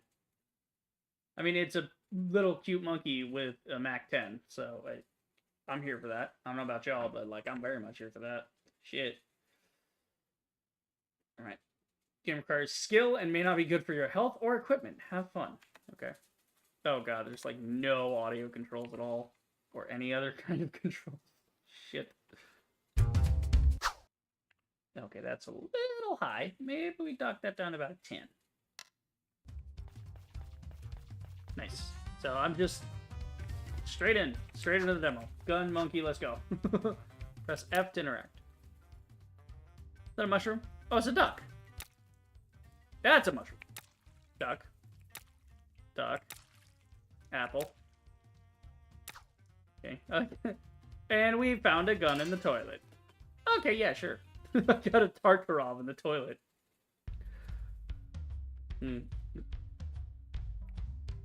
Oh. Is it because the gun is so heavy the monkey can't walk, so that's why he's all messed up now? So the monkey has been confined, I guess. Explore world. Oh shit. Yeah, reload. Let's see. He wants. Oh god. Okay. So if I roll this way and then shoot. Use the left to fire and right to jump. Oh, you can jump with the right. Okay, good to know.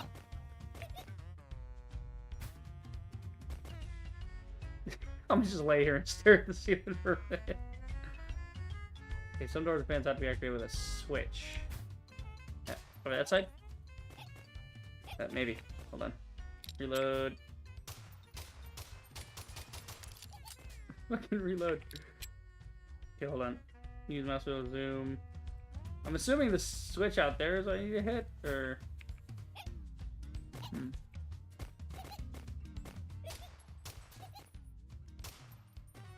Okay, some guns are heavier than others. Be sure to switch weapons.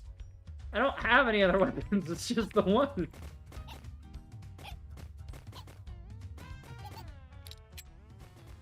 Can I... How do I know when my jump is ready? My jump's not working out. Okay. Let's see. Jump! Okay, and then maybe we shoot outside, so... Jumpy speedy monkey! Okay, so I'm gonna hit that wall. Maybe... Let's see here. I see, obviously, we got the computer out there. Hold C to... What did you say? Hold C to what now? Yeah, left arrow, right arrow. Yep. Hook to nearby targets. I don't know what a hook... collect bananas using the card. That's great! I haven't made it the fuck out of the room yet.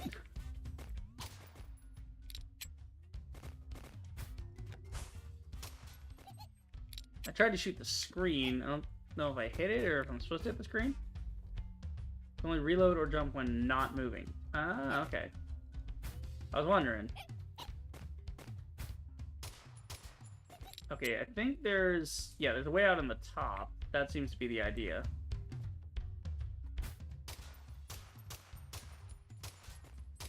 Oh, come on. Oh, shit. Okay, I had it right, but I did it wrong.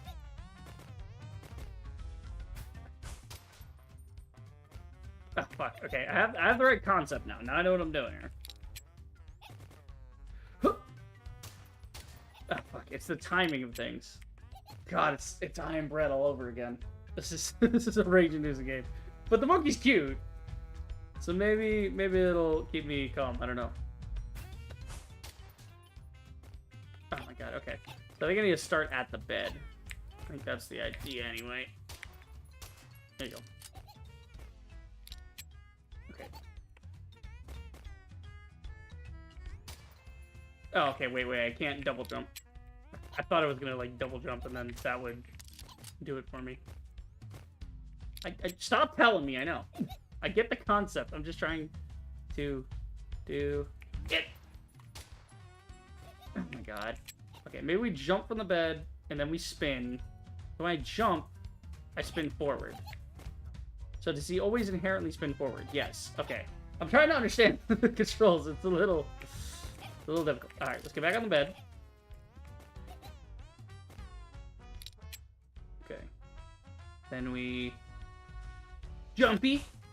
Wait, no, he just jumped backwards. What the hell? Okay. Nope. Spin. Oh my fucking god. Okay. You can press R to reload mid-air. Wait, I thought you said I could reload only when I'm not moving. You established that I could only reload when not moving. Okay. Falling is a kind of moving, asshole. Hold C to spawn to the nearest checkpoint. Alright. Fuck. I'm so bad. Come on. But I mean, it's not me. It's the game is literally designed for this shit. Oh, off the bed I go. Fuck me. God damn it. Whoop. Okay, so that's how high I can get.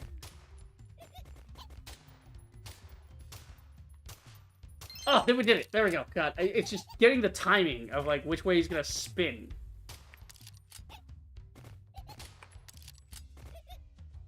Do I left click that or what? Hold on. Then in the air, reload. Okay, stop in the red area, as in left click to do it. Okay, gotcha.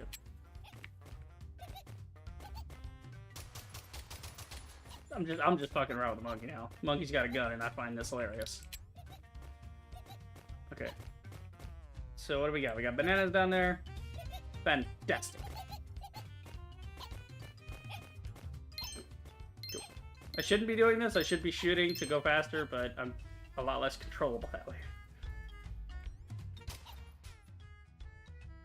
Heap.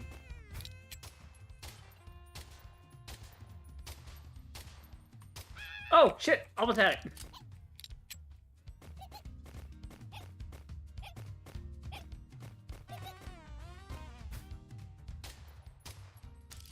It's all in the timing, baby. I don't understand the air reload thing. That's kind of messing me up a little.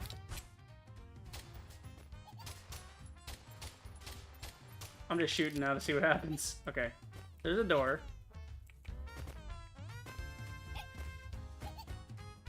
Reload. Yep.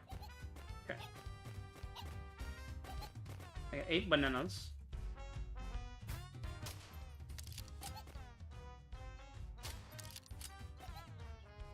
Oh, there's more bananas. Oh yeah, free bananas, dude. They respawn. Okay. I'm just trying to understand this first area. Jesus Christ.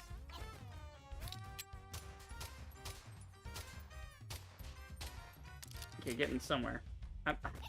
That mid-air reload thing is getting really annoying. I think if I use the stop time thing, if I slow time down, that might be easier. Like if I do this. God. I don't know if it's holding or it's clicking. I'm not sure which one does it. That's the thing.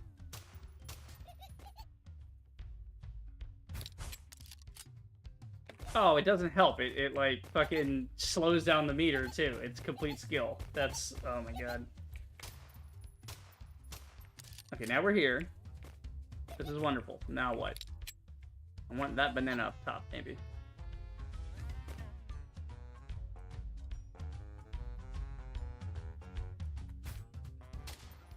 Oh fuck. Okay. I gotta remember it's like there's no pointing in this.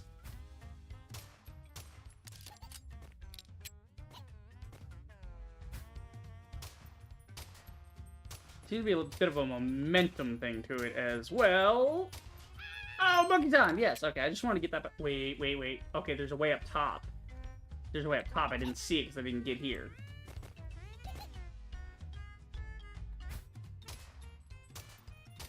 No, monkey! God damn it! Alright. Ah, it's iron bread all over again. I can feel it. Fucking getting over it. Bennett Foddy. Fucking monkey with a gun. Bullshit. God, it's crazy. Like mastering the air reload is gonna be highly important. It's all in the timing of which way the monkey's gonna fly. You have to know, okay, he's gonna go left and right, then left and right, and if I shoot it now, he's gonna go forward or backward. It's it's intricate. I'll say that. It's good. It reminds me of like the golf games, like when they were arcade cabinets. They had the big ball in the center, and that's how you moved things around for the shot. And oh man, the controls, the inputs there, a little messed up. Okay, what time is it? Yeah, I got time. Horror game. Don't want to do that right now. Harvest. Might be a little. I want simple stuff right now. I want to knock out a couple of simple things. But I don't want to do anything that's like too interesting because I don't want to get on like a 20-minute run, you know, something simple. Lord of the Undead, Lumina. That's another horror one. I think I am done for today. Really, I don't think there's much else. We'll get into some stuff tomorrow because after tomorrow I got like nowhere to go. So when I stream tomorrow, I'm gonna crack me a nice little can of caffeine, and we're gonna pull like a 5-6 hour stream. It's gonna be great. I'll just be up till like 2 in the morning like a dumbass. But yeah, let's see. So I think let's do the ball. It's calling to me. It's just a simple game of like, here's balls. They make you points. There you go. Simple stuff. I think we do that, and then we'll end after that, and it'll be a nice like kind of 3-hour stream or something. People out here talk about the history of hamburgers.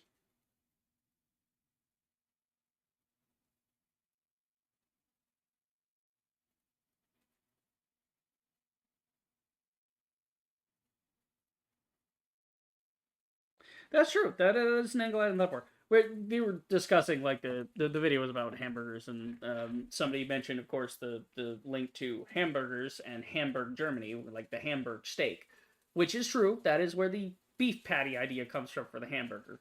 But it wasn't until the World's Fair in 1928. I want to say it was the 1928 World's Fair. I don't know. We'll talk about hamburgers in a goddamn minute. Let's see. Yeah, sure, whatever. Okay, let me check the audio. Ugh. I like the UI design, but that is an annoying, very annoying thing. There's an announcer? Why is there an announcer in this game? Okay.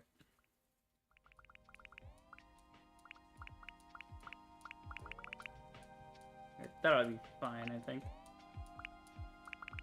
Little lower. That'll do. Alright.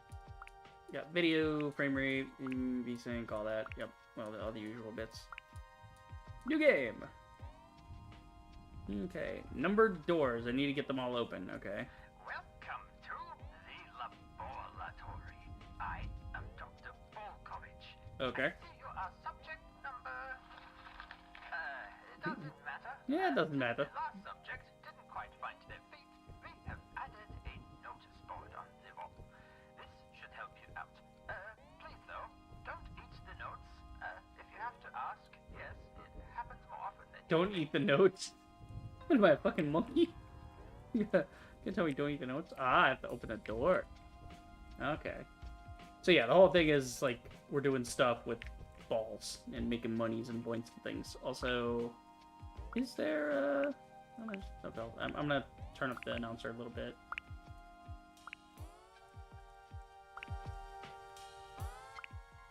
I think the sound effects stuff fine. It's the announcer that's a little too low. Oh, there's a Roomba. Hello, Roomba. Oh, that's cool. This is a little scanner. What you doing?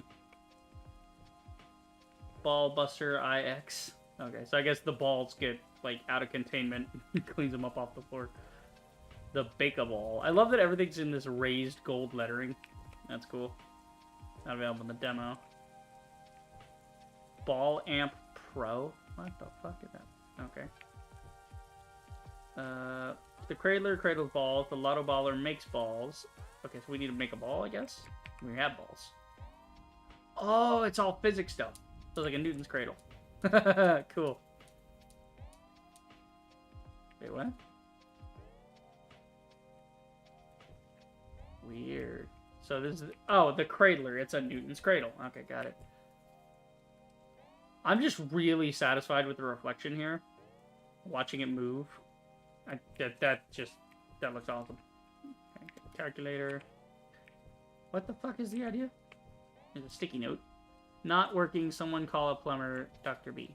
No, the sink is not working. There's a cactus thing of some sort. Oh, here we go. Each ball has a base score. Okay. Right. Next. Oh, it's like cycling through all the crap. Alright. I assume I clicky the balls? Is that the idea? Is it making score?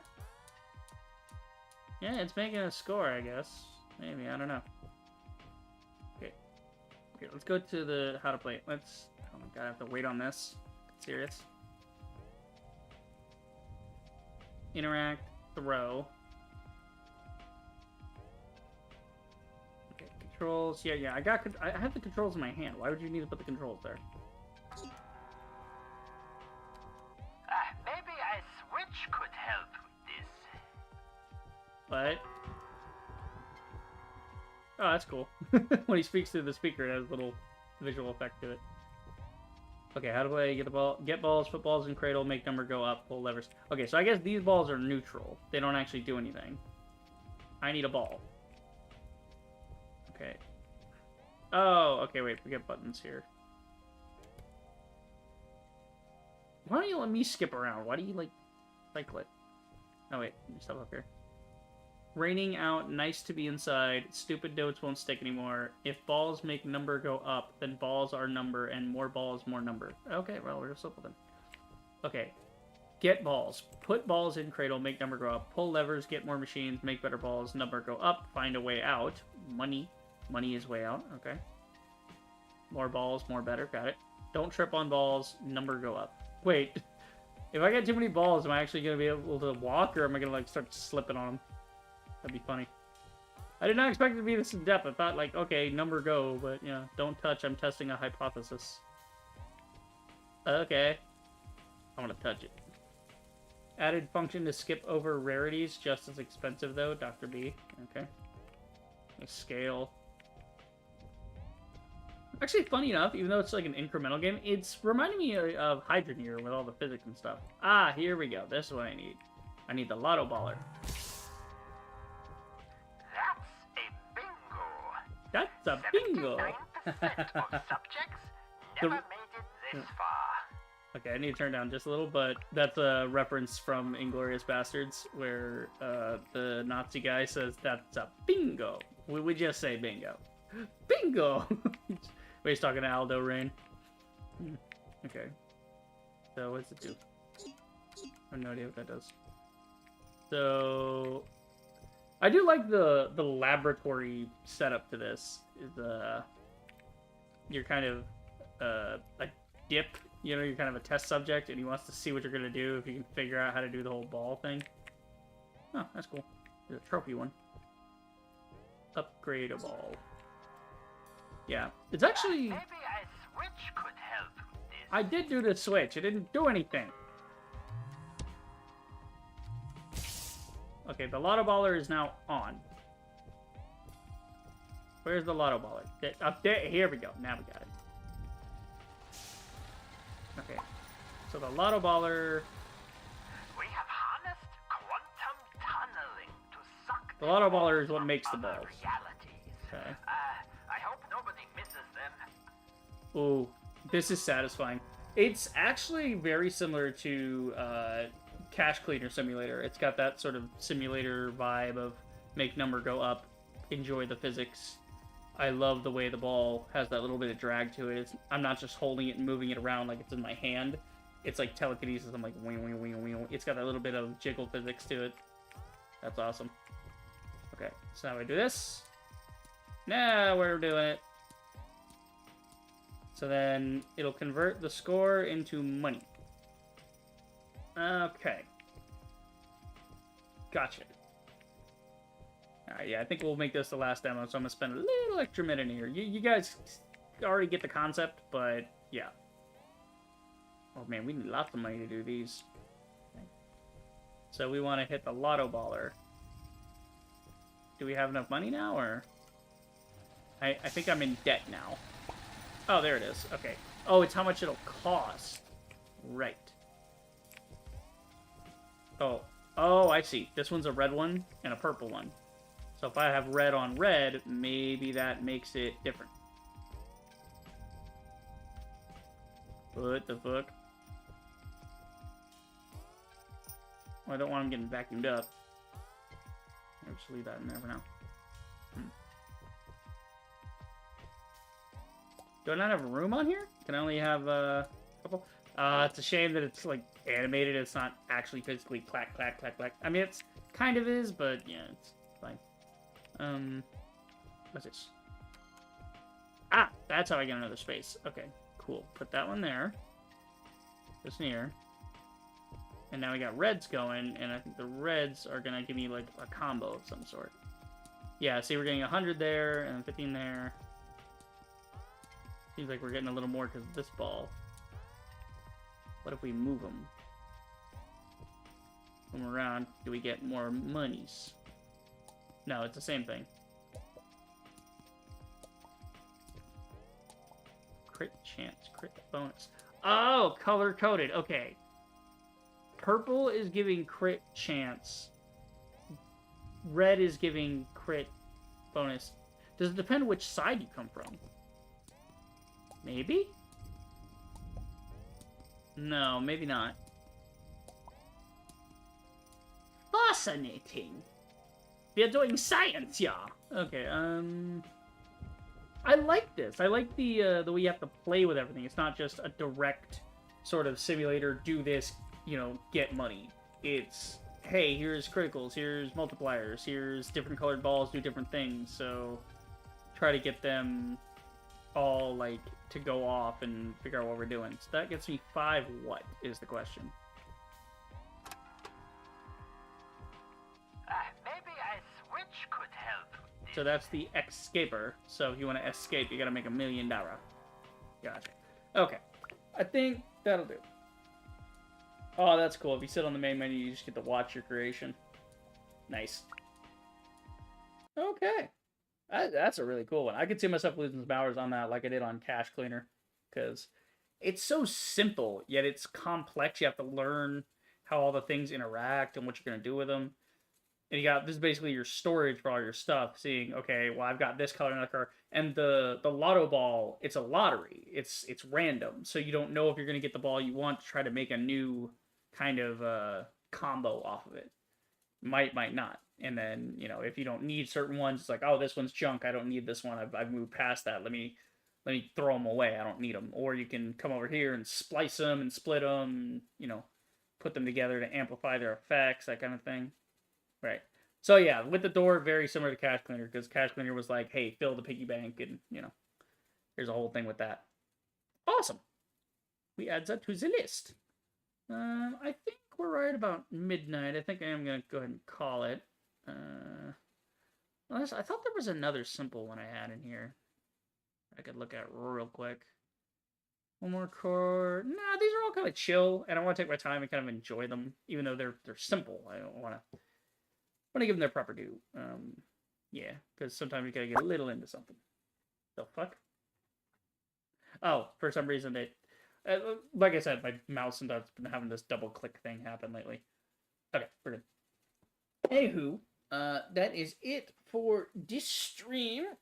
Oh my goodness. Not bad. Not bad for 3 hours. I'm really tired. You need to go to bed. But yep, that is it for this stream.